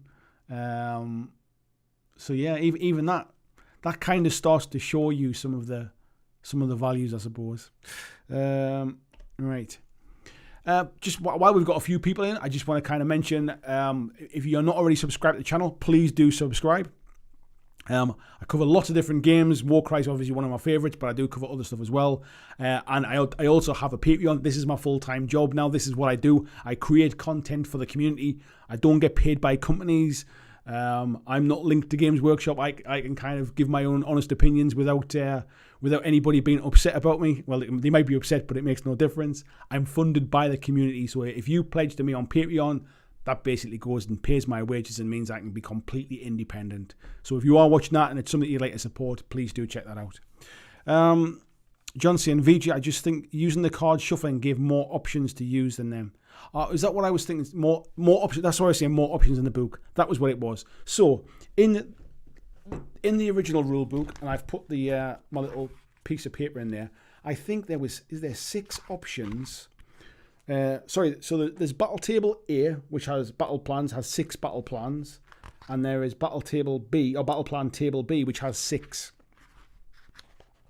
And I don't think there's any twists in here, if I remember right. The cards had more options than was in the core rule book. That was my point. There's 36 cards, I think, in the book, which is 36 different like layouts. In there, each of those battle plans give you the terrain layout, they give you the deployment, and they also give you they give you the win scenario as well. They give you the win scenario as well, where if you've got the battle cards, there's a deck of 36 cards with terrain layouts, there's a deck of 36 with deployments, there's a deck of 36 with the scenarios, and when you mix them together, that gives you sort of multiple different variations in gameplay. That's what I meant by there's more in the cards than there is in the book. That was it. Thank you, John. Pyromancer saying the US site only has the ebook, no core paperback. Interesting. I wonder if they just sold out, mate. Just the Silver says, honestly, I really enjoyed Warcry because I felt it picked up the torch Kill Team dropped. I was prepared to go all in on this new box set until GW dropped the Kill Team 2021 teaser. That told us nothing. It does make me think Kill Team might just be getting a new starter box with Marines and Necrons in there. It might be just a bit of a kind of tie into that, maybe with some new terrain. It wouldn't surprise me. Will it be great value? Who knows? We'll talk about that when it arrives. But I would like to think they're doing something with the rules.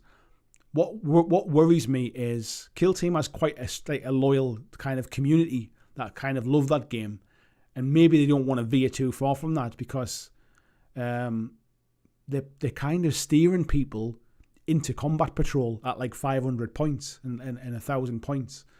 So maybe the core rules won't change that much.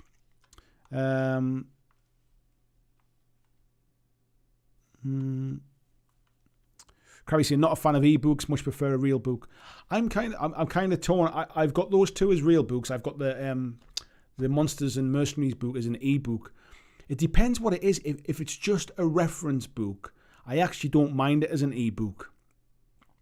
But when it's got like sort of more stuff in it, I prefer to sit and read the real thing.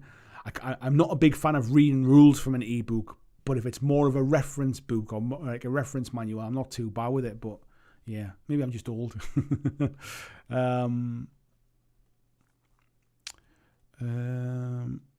Andrew Fairbank says, you need to add, I'm more of a shill for Mantic than I am from GW to your Patreon pitch. I'm not a shill for anybody, mate. I talk about the games I enjoy. That's what it is. I've not always been complimentary about Mantic stuff, let's be fair. Maybe you just haven't seen those bits. I'm positive about the stuff that I'm positive about. But yeah, I don't shill for anybody.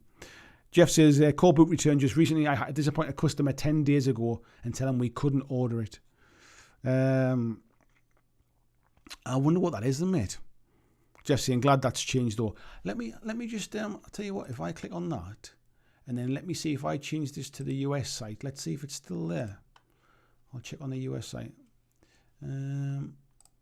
Boxed games. I wonder if it has gone then. I wonder if it's just a printing thing then, as opposed to actually not being available kind of completely, because it's certainly it's not on the US site, to be fair, or it doesn't appear to be. Let me just, I'm sure this is great radio, you watching me search through this.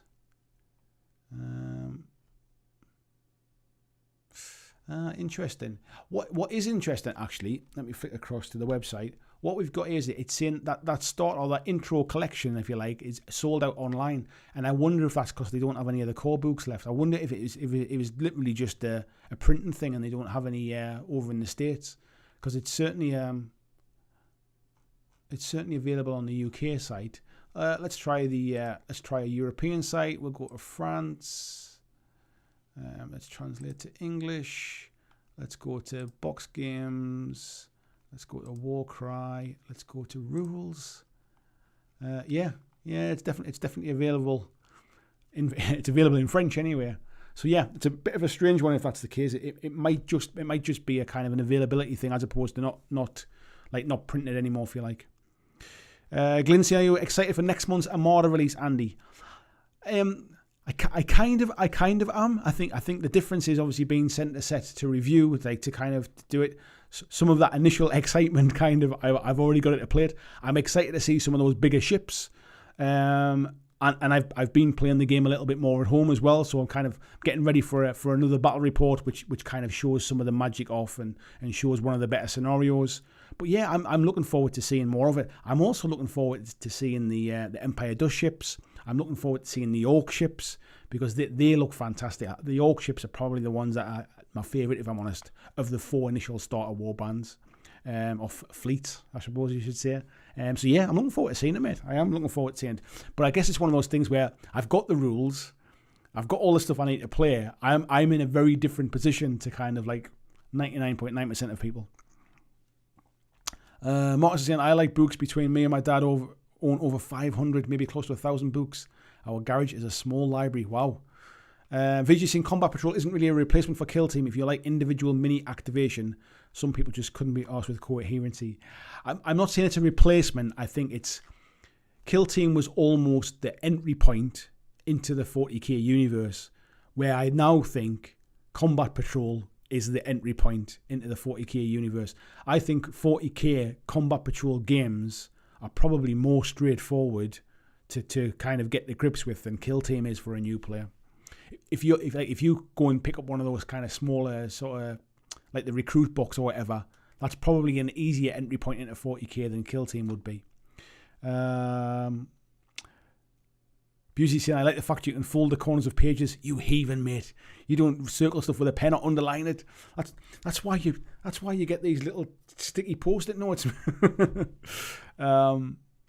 Spider Lodson, you got another more in-depth Armada vid coming. Yes, mate. I kind of just mentioned there. Yes, I've been making sure in the background I understand the rules of the kind of the more in-depth areas. Kieran saying, listening tonight makes me sort of glad I like and play many non-GW titles. Price points not making me want to try these titles. Shame, but if you want to and enjoy it, you're going to have to decide. To be honest, mate, there are a lot of other companies outside of GW that I don't think are great value either. They might be cheaper, but I don't always think they're great value for what you get in the box.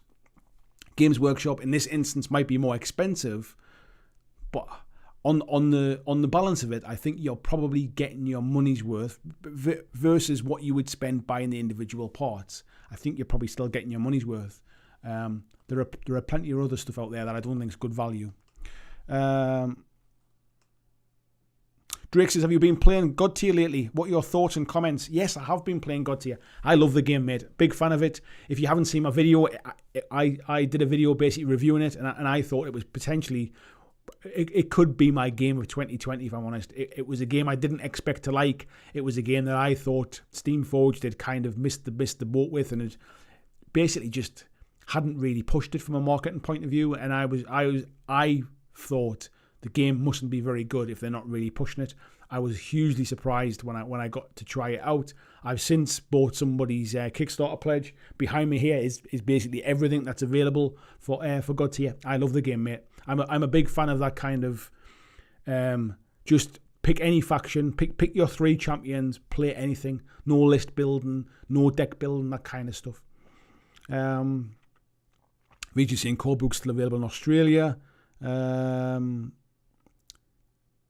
G Daddy Cliffs and I are currently building a Death Guard combat patrol. I discovered I really like reading codices.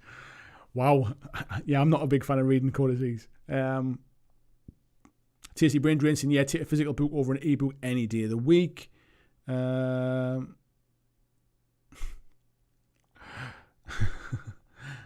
Marcus says, I don't say this often, but my country sucks. And yes, this might be an overreaction. I've not been able to get a book. It is a little bit of an overreaction, mate, yeah. To be fair, there'll be plenty of core books available soon because all these people buying the Catacombs set will be selling their books off. Jimmy Forrester says, should I pick up Warcry 2019 Tome of Champions? Guess it will be going out of print at some point. For me, mate, at this stage, I probably wouldn't bother. I think if you're looking at the new Allegiance books, I think everything you need will be in there. You potentially might miss out on the odd kind of like narrative campaign thing, but yeah, it's not a must buy, mate, I'll be honest. Lord Maidsian, how are things? How are you in general? Personally, mate, I'm pretty good. We finished our decorating yesterday, so all my DIY stuff is done for now before we start another room. I've basically been working on content and stuff Monday to Friday, and then weekends I've been grafting, plastering walls and painting and decorating and stuff. Apart from the whole lockdown stuff starting to really kind of piss me off now, mate. Not having anywhere to be able to go. But yeah, other than that, mate, I'm pretty good, thanks. Christian, thank you very much for sharing all of the links tonight, mate. Hugely appreciated.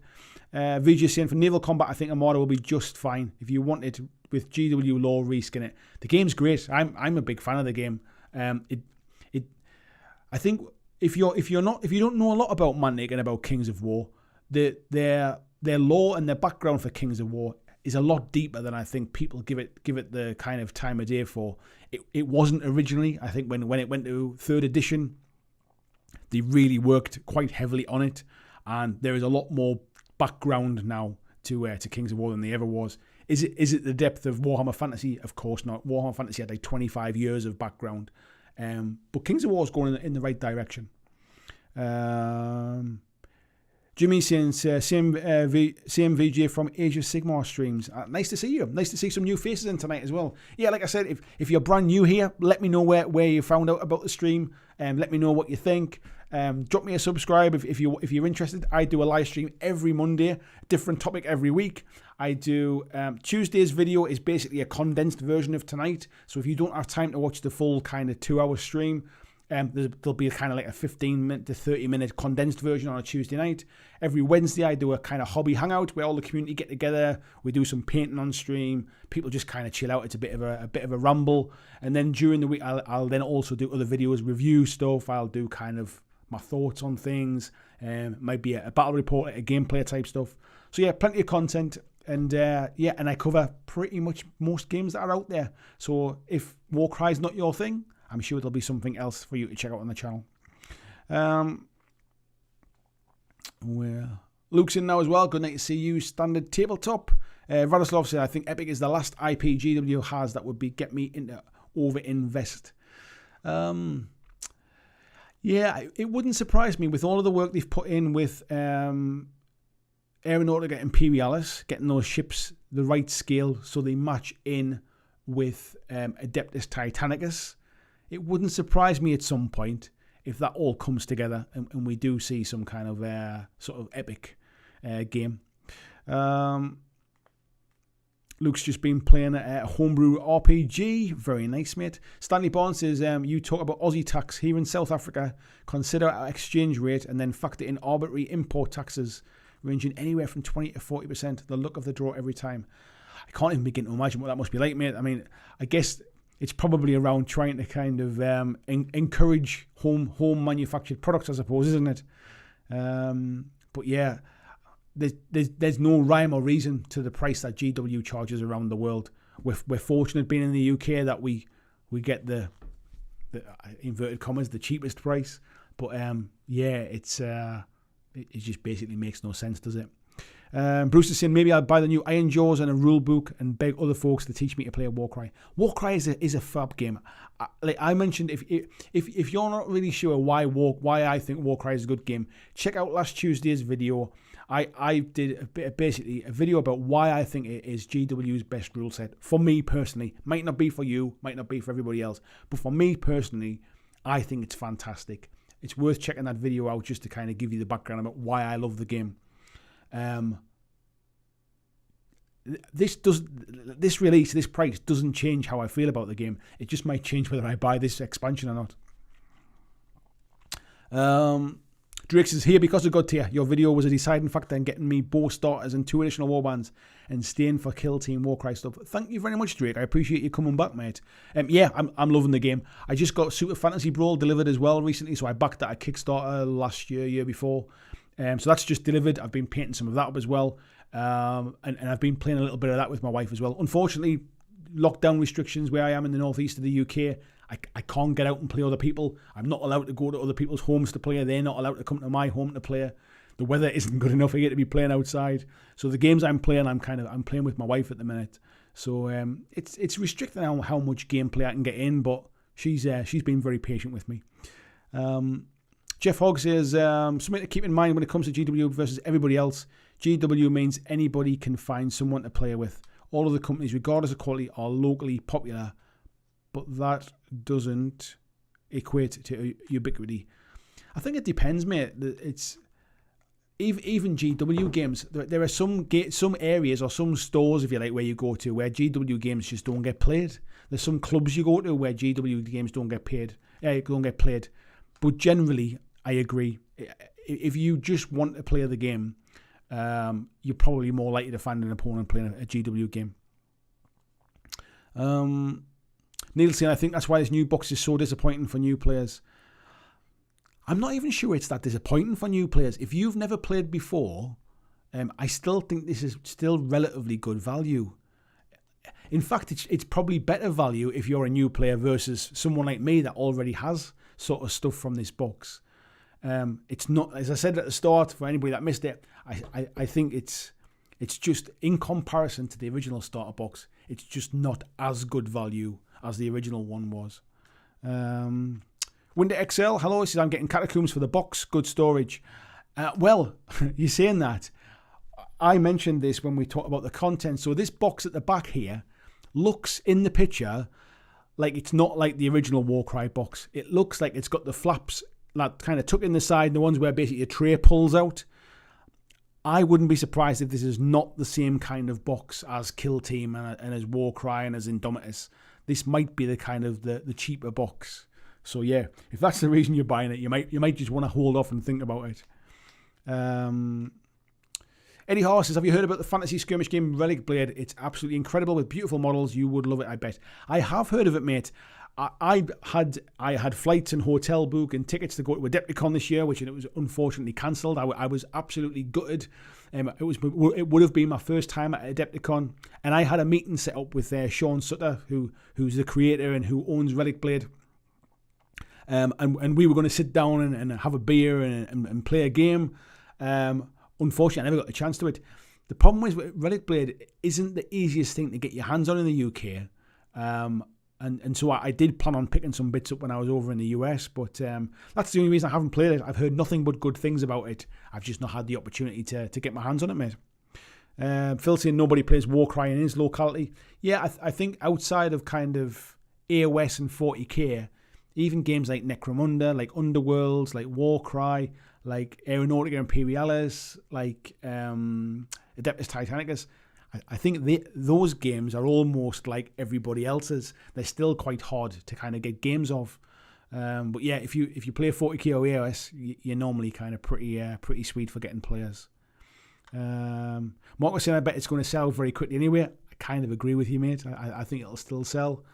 Neil saying, yeah, it's true. Same with Kill Team. First box was incredible. Follow up, same situation.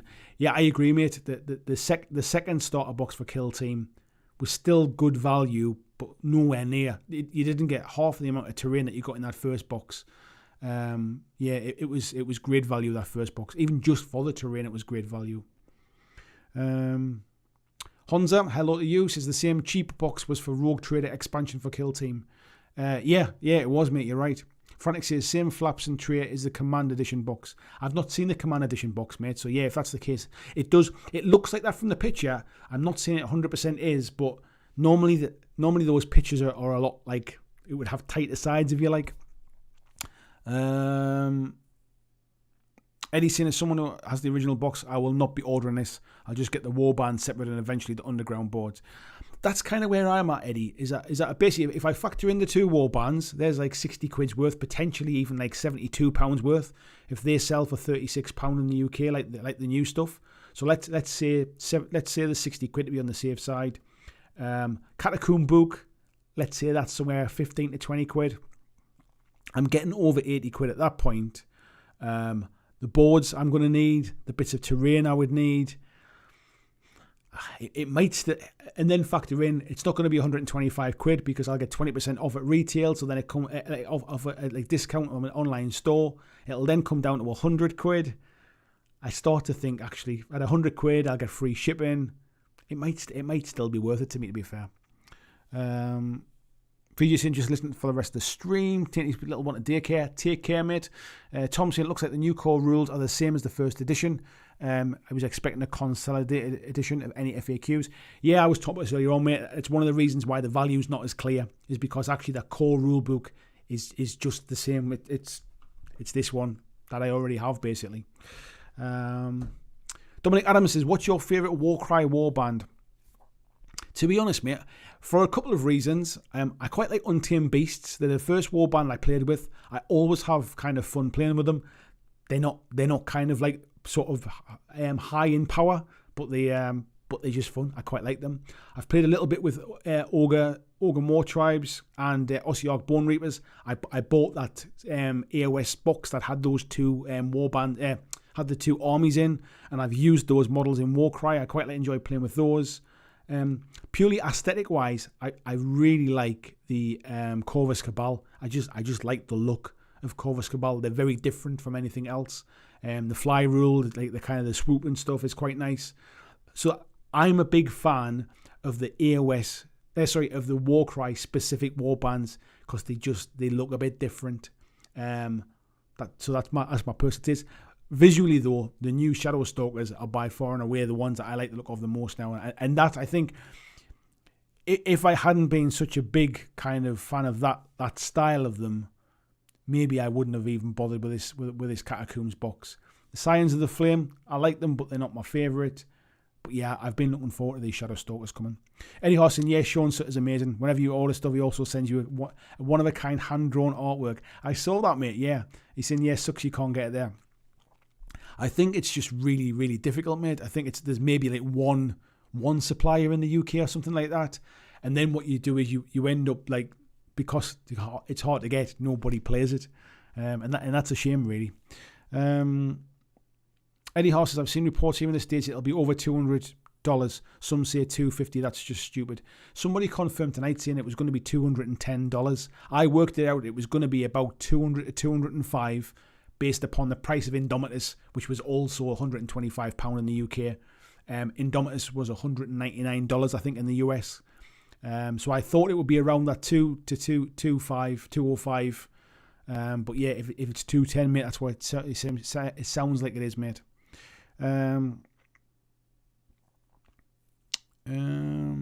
Flying Marvel saying Corvus, yeah, I just love the look of them, Ruth. Neil saying it's perceived value, right? As you just broke it down, it seems okay, but when you just look at it, it doesn't feel good value.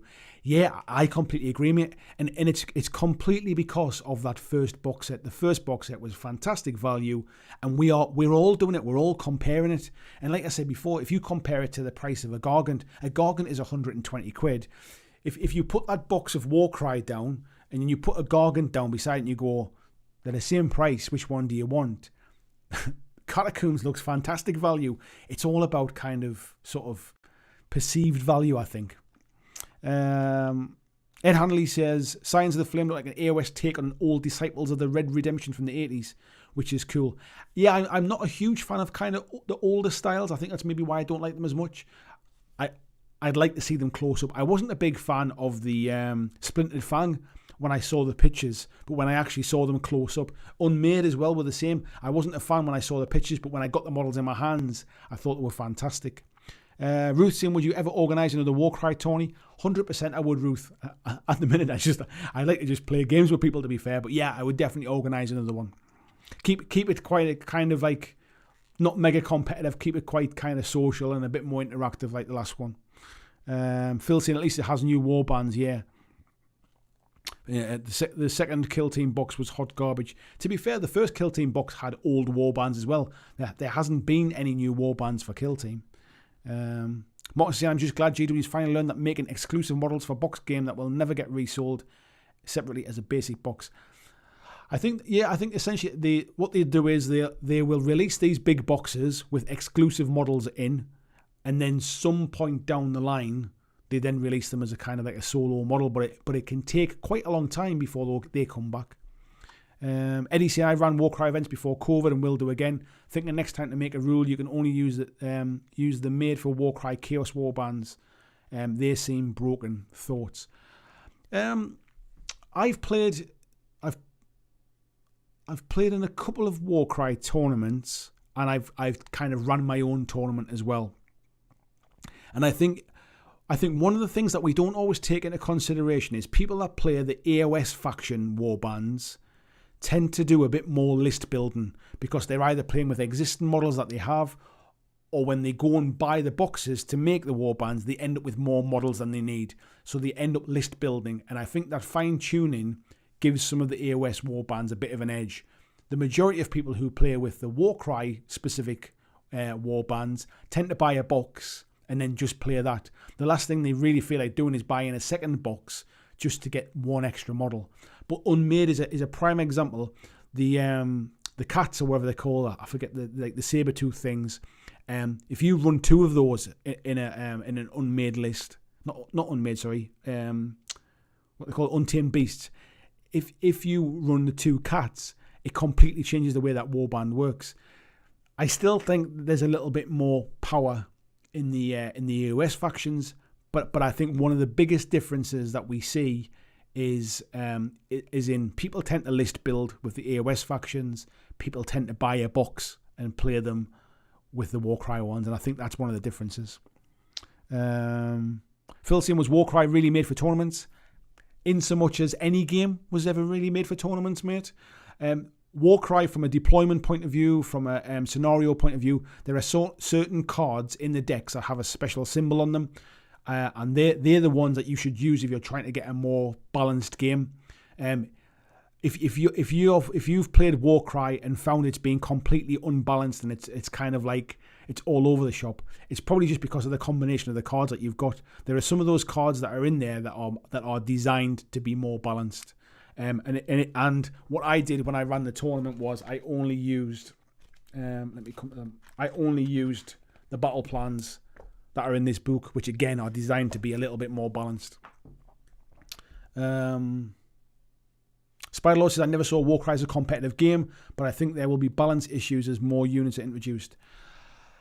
When I talk about tournaments, I'm not necessarily talking about them being sort of mega competitive. Running Warcry events is more about just getting people together and playing lots of games and having fun. A tournament doesn't have to be about kind of like destroy everybody like at all costs kind of thing. The events I've run and the events I've attended are much more kind of fun events, and the people that have attended them have played in that spirit. So maybe that's the difference. Eddie Hoss says, the last campaign I ran played Stormcast and won every single game. It got ridiculous. I think there has been imbalances, I think, with that kind of stuff. And I think also the way things have been kind of drip fed into the game, it completely kind of screws with things as well. So it basically, I think what people do is they take something like the Stormcast list and they find the most efficient way to run them. I don't think people do that with the AOS lists, with the Warcry lists rather. Phil saying he only played about 2 games of Warcry so far. It's only this channel and the Patreons that made me revisit my set. It's definitely, mate, some of the combinations of cards, the scenario type, the deployment, the terrain layout. If you can get some really janky kind of combinations of those cards where you'll think there's absolutely no way I can win this. If that's the case, when you look at it, don't play it. Just pull something else out, or set the terrain up yourself in a different way, or look through the different scenarios and actually pick out one. Because, like I say, there are certain cards, they've got like a little symbol on them. They're the ones that's kind of more matched play, if you like. The rest of them are just meant to be for like narrative, kind of have fun, don't worry about the result kind of things. Brandon said, I bought 2 Warcry original. I think if you have double heavy hitters, they do fine versus AOS. Yeah, that's exactly my point, mate. Definitely. Fly Mama says, defo the right game for casual fun tournaments. I think as soon as people hear the word tournament, they instantly think like power gamers and stuff like that. I almost don't want to call them tournaments, really. I know it is a tournament, there's going to be a winner and stuff, but they're more just events. They're an opportunity to just get people together and play more games, really. Neil says that's where the hobby comes in. I know it's not for everyone, but in those, I just need a single extra model situations. I go for conversions. My Iron Golems have an Orc for an extra heavy guy. Yeah, that's quite nice, mate. As long as your opponent knows what it is, it's not a problem, is it? Eddie said, I do think it's up there with GW's best rule sets, though. This and Middle-earth SPG, even though no one plays that, it seems. Yeah, it's another one of them games that you don't... There's a really strong community around SPG, but I never see it played in the northeast of England. I don't know anybody that plays it around here. The only reason I even know about the game is because I started kind of like knocking about with guys in Manchester, and around the Manchester area that there's a big Middle-earth scene. But outside of that, I never hear anybody playing it. Andrew saying, always wondered if I could make a profit buying a few AOS boxes and selling pre-built lists. I think what you'd probably find, mate, is you'll be out of pocket because you'll end up with a load of models that you've got no use for, I would imagine. Otherwise, everybody would just buy those lists. Yoakum says, good night, folks. Great research, Andy. Thank you very much, mate. Great chat. I'm buying this box no matter what. Love the game. That's what I like to see, mate. A bit of passion. Tom Wilkinson says, also new to Warcry. Don't think there's much going on in the Midlands, but would love to come to my hometown, Newcastle, where I'm guessing you're from to play. I am in Newcastle, mate. Once we can get to a point where we can start travelling around to events and all that kind of stuff, I'm definitely going to put on some kind of event just to get people together to actually hang out and play some games. And Warcry will be one of them games that we do. Stay tuned to the channel, hit subscribe, join the Facebook group. As soon as we're in a different kind of place in the world and we can start a meetup and that, 100% we'll be having kind of meetups and stuff. I'll potentially have a bit of a... We can even maybe meet at Warhammer World one day and have some games of Warcry there or something like that. There's loads of things I want to do when we can get back to playing games properly. Marco says, different topic. Happy with your Super Fantasy Brawl. I am, mate. Quality of the stuff is really good. I'm really pleased with it. I love the game, but I knew that before it came. I played lots of it before it even came on the Kickstarter. I think value-wise, I don't even think I remember what I paid for it. This is always the worry with Kickstarter. So I've got no idea if I would now retrospectively think, was it good value for what I paid? I can't even remember what I paid for it now. I'm still waiting for the felled hair case to come because I ordered that as well. So I'm looking forward to seeing if that's worth the money. But yeah, I love the game. It's easy to play. It's simple. I think the quality from the packaging wise is a bit over engineered. It could have just been like a big vacuum foam tray and got all those champions in. But it looks quality. Man, Mythic have done a hell of a job of getting that over the line. It might have took a while. I've been hypercritical of Mythic over a lot of things that they've done and a lot of things that they've said, but I can't really criticize the game yet. Or I can criticize it. It's just positive criticism. Marcus says, he's an example. All the flesh-eater court models only have range of 1 inch for an attack, so all my units have to get in close. Except for the Terrorgeist, it has a 1 8-inch attack. Yes, but then there are other scenarios where that can actually be very useful. That's the thing, isn't it? They're not all about killing. You can use your models to block opportunities, block movement and stuff. I had a game when I played Untamed Beasts against Iron Jaws. I knew I was never going to be able to take the Iron Jaws out, like the brutes. I knew I was never going to be able to take them out. So I basically just played a game where I sacrificed some models because they couldn't move past them without actually engaging them, and I used the other ones to get around the back and take objectives and stuff. So sometimes you just got to think outside the box of that stuff. Neil saying, one of the things with Warcry, it's so easy to keep track of proxies and conversions, colour code bases. Yeah, I agree with that, mate, as well. Ed saying, best list in the game is pretty cheap, to be fair. Farsight boys from Underworlds and a box of dogs. Yeah, no wonder we saw that played quite a lot. Luke saying he's loved playing so many games of Super Fantasy Brawl last week. Tom saying, 20-minute drive from Warhammer World. We'll be cracking to play there sometime after this is all over with. I agree, mate. I know Warhammer World open again now, but you can only play at Warhammer World with somebody from your own household. That's a long way for me to travel to play a game with my wife. But I am kind of thinking about having a trip down there just to have a day out, even if I go on my own, just to kind of actually get out the house and kind of have a reason to leave the house at the minute. Carol says, tried painting the day around base coating with the 4th model. I came to the conclusion I hate painting and wish I never had to do it. You don't have to do it, Carol, to be fair. You don't have to paint. Don't feel the pressure from other people to paint your models if it's just not for you. Enjoy your hobby your way. Marcus is saying, flesh eater codes have some flying options. Yeah. Marcus is saying, basic ghouls at 55 points are super cheap. There is that as well, exactly. Lord Maiden saying, when you can, check the Patreon Discord group. I found a UK supplier of Relic Blade. Yeah, I think there is only one, mate. I think that's the point. I think there's only one supplier. The problem is nobody plays it. Spylord saying he went to Warhammer World yesterday, worth it just for Bugmans. So did Peter Mack. Peter Mack went to Warhammer World there yesterday as well. He's saying it's worth it just for Bugmans. I've been to Warhammer World plenty of times. The problem is you can still only sit on a table with somebody from your own household. So if I went to Warhammer World on my own, I'd wander around the shop on my own. I wouldn't be able to play a game, and I'd have to sit on my own to eat some food. And I couldn't have a drink because I got to drive home. Big Red Bear says, paint your models. It's the only option. It is not the only option.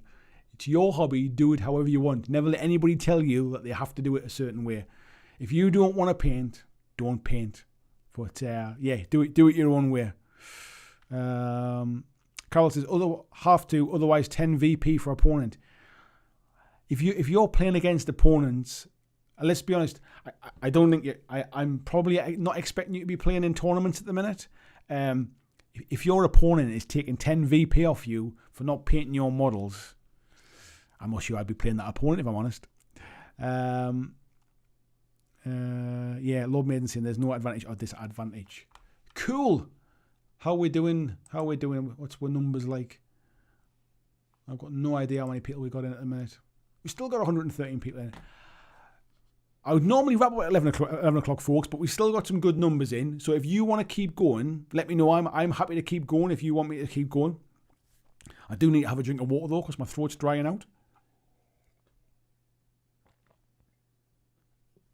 Yeah, talking 2 hours solid. We'll definitely do that to you, mate.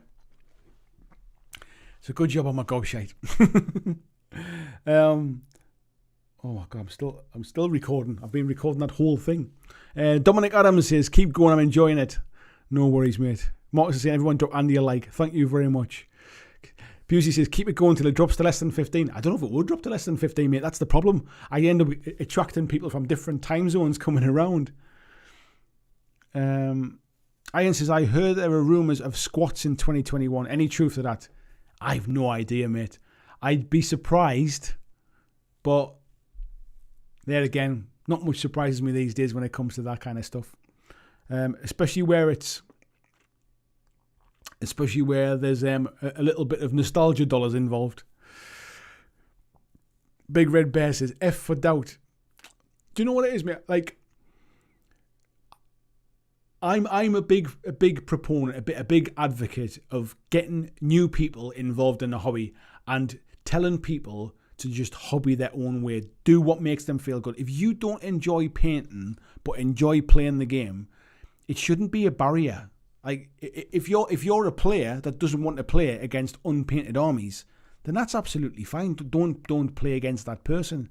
But that person shouldn't be forced into painting stuff if they just don't want to do it. But by them not painting it shouldn't affect your game. Like, if you don't want to play them, don't play them. Where are we up to? Al Cluley says, what knob put a thumbs down from a lynch mob? There's always one. There is always one, mate.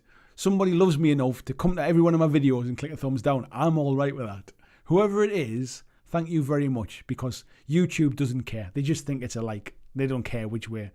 Tasty Brain Dreams, I'm stuck at work here. Don't mind. Keep going. Tom saying, got back from the pub. All 4 of us are supporting our local, but loving some chat whilst hobbying. No worries, mate. Ian says, if that is true, my gene stealers didn't do their job right. I'm not sure what we're talking about there now.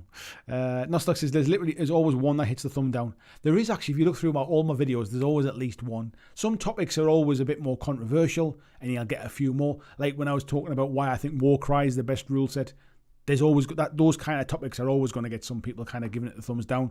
I'm all right. If I was worried about people giving it the thumbs down and not liking my stuff, I'm doing the wrong thing for a job, that's for sure. Ed says squats have been heavily hinted a couple of times in the books. I guess they're keeping them alive, but they I'd be surprised if they came back, if I'm perfectly honest. Big Red Bear said, I don't think Jez Goodwin likes squats and kind of implied without much fanfare that he's not much into squats or wanting to do it. I think it depends whether he gets a bit of pressure, doesn't it? It's one of those things where if there's money to be made, they'll make them. Ed Hanley says, insisting on painted armies is gatekeeping, which I'm always against. I think there's encouraging people to paint because it's always a nicer experience to play when everything's painted, and it's great to look at. It's part of the visual appeal.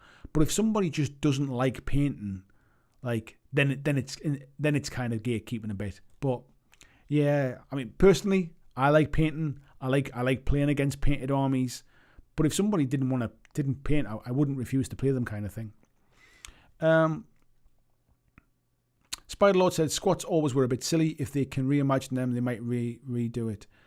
Yeah, that's when it gets a bit of a tricky line, doesn't it? Because then what you do is you then bring back something that's nothing like people wanted, and it's always like those rose-tinted glasses of like, this is what I wanted. That's what I remember playing when I was a kid, kind of thing.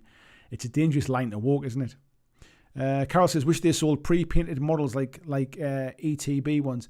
Do you know what it is, Carol? Like, my little boy is 4 years old, and for his birthday recently, he got this like book, which it's like an Avengers book, and inside it was about 12 pre-painted Avengers models that were probably about 28 mil high, and I think it was probably about like £10. And whilst the painting might not be like sort of, it ain't no kind of golden demon winning stuff, it just shows that there are companies out there somewhere in the world that are making very cheap painted models. Now I appreciate they probably sell a lot more of those Avengers books than they ever sell of kind of like some Games Workshop model. But yeah, it does kind of baffle me. I'm surprised that we've not seen more pre-painted stuff, especially with the success of X-Wing. I'm surprised we've not seen more of that. Spiderlord saying, my mate doesn't paint. It's fair enough. He just has to put up with us calling him the Grey Knight. Yeah, that's it. It's a bit of friendly ribbon then, isn't it? Mark says, in 40k history, the Gene Stealers killed off the Squats homeworld, which rendered them extinct. Then it makes sense, mate. I'm not massively up on the 40k world. Big Red Bear says, to be fair, I used to hate painting, but over the last 6 years, painting has become my biggest love with the hobby. It unlocks so much creativity. To be honest, mate, I go through phases that there are times when I don't enjoy painting, when I feel like it's a bit of a slog, but it was what got me into this hobby. I was never really a gamer. I painted purely as a hobby, something to do at home when my kids were young. And all I ever did was paint. I never played for years and years and years. These days, because it's my job now, and I paint to get things done for the channel and stuff. I don't see it as my switch off time anymore, which is a bit of a shame, really. But I still enjoy painting, if that makes sense. Like, I love doing my Wednesday night painting streams, the hobby hangouts, because I feel like I'm sitting amongst friends, sitting having a conversation while I'm sitting painting. Otherwise, in this lockdown sort of situation that we're in a minute, it can be very isolating at the best of times, without then sitting down and painting on my own all night. Dominic said, I don't really enjoy painting, but I do like the looks of it on the tabletop. Yes. Nostock says they're alive and hiding in AOS. I say they just don't call them squats. That's 90% of the selling that's gone right there. Yeah, it would be interesting to see how that kind of played out. It wouldn't surprise me if they bring them back as maybe like a small within like Imperial Guard or something like that. You know, like they bring them in as like a small sort of a small kill team or something. Lobin says thought squats were squigs. I think they'll come back. Just don't know when. I think we have to wait a while though. Steve saying plenty of painted stuff out there for sale. If you want painted but don't like painting, just buy one. The problem with that, mate, is you can sometimes pay over the odds for it, and then as you grow an army, you can't always get that kind of coherent look to them. And sometimes I think an army that is painted by like lots of different skills and levels and lots of different styles and colours sometimes looks worse than a grey army, to be fair. Big Red Bear says, yeah, painting was my job. I'd lose my mind. It's like writing. I love writing, but if it was my job, I'd really struggle to enjoy it. It's not my job to paint stuff. It's just part of my day-to-day job now to paint stuff. But yeah, like it's my job to make content, to sit in front of a camera, to edit videos and stuff. But I actually do love that. That's why I decided to do it for a job. Ian says, yeah, really thought Demiurge would have been it, but not much in the battlefield for them has been released right. No, we see the odd thing, don't we? Wasn't there something in Blackstone Fortress? Or have I imagined that? Mark says, I love and hate painting. I love painting something to look amazing, but I hate painting my horde of Tyranids. Don't pick horde armies, mate. That would be a start. Carol says, I like sculpting stuff and converting. I didn't expect how angry base coating made me. I can't imagine doing a whole army myself. Yeah, base coating can be the worst part with base coating is it takes a lot of time, and it never really, like, at the end of it, before you've gone on and done washes and highlights and all that kind of extra stuff, you're never happy with it. It looks like you've made it worse. And you almost need to push through that bit. If you then start doing a whole army, like, and you're doing like batches of 10 or batches of 20 to that level, the time it takes to get to that point where you think, this looks absolutely awful, is even longer. And that's something that took me a long time to get over, that I know now when I'm painting. There is a point where I think I have made this worse than when it had no paint on it. And I have to push through that bit and keep going. I think last Wednesday's live stream was a prime example. I was painting one of the Super Fantasy Brawl minis, and there was a point in the live stream where I think I said, look, like, I'm at that point now. I know I'm at that point where this looks garbage, but please bear with me. I know for a fact when I get to the end of it, it'll look fab. I'll be happy with it. And that's exactly what happened. It looked awful on the stream. The next day, once the wash had dried, I then put a couple of layers of highlights on, tidied it up, and I was over the moon with it. Mark says, I think it would be weird to introduce a new Xenos army at this point. I have heard rumours of a new Xenos army coming. Spiderlord says there was a squat release for Necromunda. That might be what I'm thinking of, mate. BCC is just like looking at stuff. There's many nights I go by, I get the models out and just look at them, wondering what I'm going to do. I'm the same, my mate. I get a lot of enjoyment just from picking stuff off the shelf that I might not have played with for a while, or I haven't painted, and just sitting looking at it and just thinking, oh, how would I do that? Or like, how would I play this in a game? I get a lot of enjoyment from just doing that kind of stuff. Al says, every model I paint, I feel like that's trash. Finish it. Wow, pretty good. That's 100% my painting experience, mate. I don't think I've got the patience to sit and paint like these people that do like sort of golden demon stuff, and they can take months and months to paint something. I don't think I've got that much patience. I would definitely give up, I think. But I've definitely learned to speed up my painting so I know the end is always in sight. My painting hasn't really got any better, but I have got faster at getting to that, to get into a stage I'm happy with. Josh De Silva, hello Josh, says the rumour mill for 2021 is that squats and a new Xenos faction are coming. Not sure what that will do for game balance, but it'd be nice to see GW do something not Space Marine. Yeah, it would be. As much as I like Marines, it is nice to see other stuff getting a little bit of love and attention. Dominic saying Custodes all the way for painting. Yeah, big gold spray can, mate. That'll do it. Spiderlord says top tip: an eye-catching base can compensate for a dull paint job. My painting doesn't pop, never has. I've heard many times, and Matt Mountain, if he's ever around, he always reminds me of this one: faces, bases, and banners. If you spend more time on the face, the base, and any kind of banners or flags or stuff that's kind of hanging off the model, the overall look of the model will just look better. I've found a style of painting that works really well for me personally. That is not realistic. It's not like super well blended or anything like that. But it makes a model look better than it actually is, because I seem to have a bit of an eye for picking certain colours that just make a model stand out a little bit and draw the eye away from the stuff that I've not done quite as good a job on, and it works for me basically. Carol says it's strange because I spent over 80 hours sculpting 40 SOB heads or custom shoulder pads. Wow. See, that's just because you like something different, isn't it, Carol? You just prefer the sculpting side. What you need to do is you need to team up with somebody who needs a sculptor, but they're happy to paint. And then between you can get a good army going. Marcus says I'd be fine with non-Space Marine anything. I love Space Marines. They were the first thing I ever picked up for 40k. They were the first thing I ever painted. And I still love them now. I'm still a Space Marine fan. But I do agree, like, just because they sell loads of stuff, it would be nice to see some other stuff get a little bit of love now and again. Because it's almost like it is a bit of a joke. Like, the last thing that Marines needed was loads more stuff before other armies get some kind of love and attention. Like, when was the last time Orcs got anything outside of the Speed Freaks release? When was the last time, like, Imperial Guards got new stuff? I'm trying to think of, like, some of the other stuff. It's been a little while since Tau got anything, I think. Yeah, there's a few armies could do with a bit of love, I think. Anyway, folks, my throat's starting to dry up a little bit now. It has been just over 2 hours I've been going. Again, I'd like, how are we doing for the numbers? We've still got over 106 people in. I'm going to kind of go out on a high. Thank you, every single one of you, for tuning in tonight. If you haven't already liked the video, please give it a thumbs up.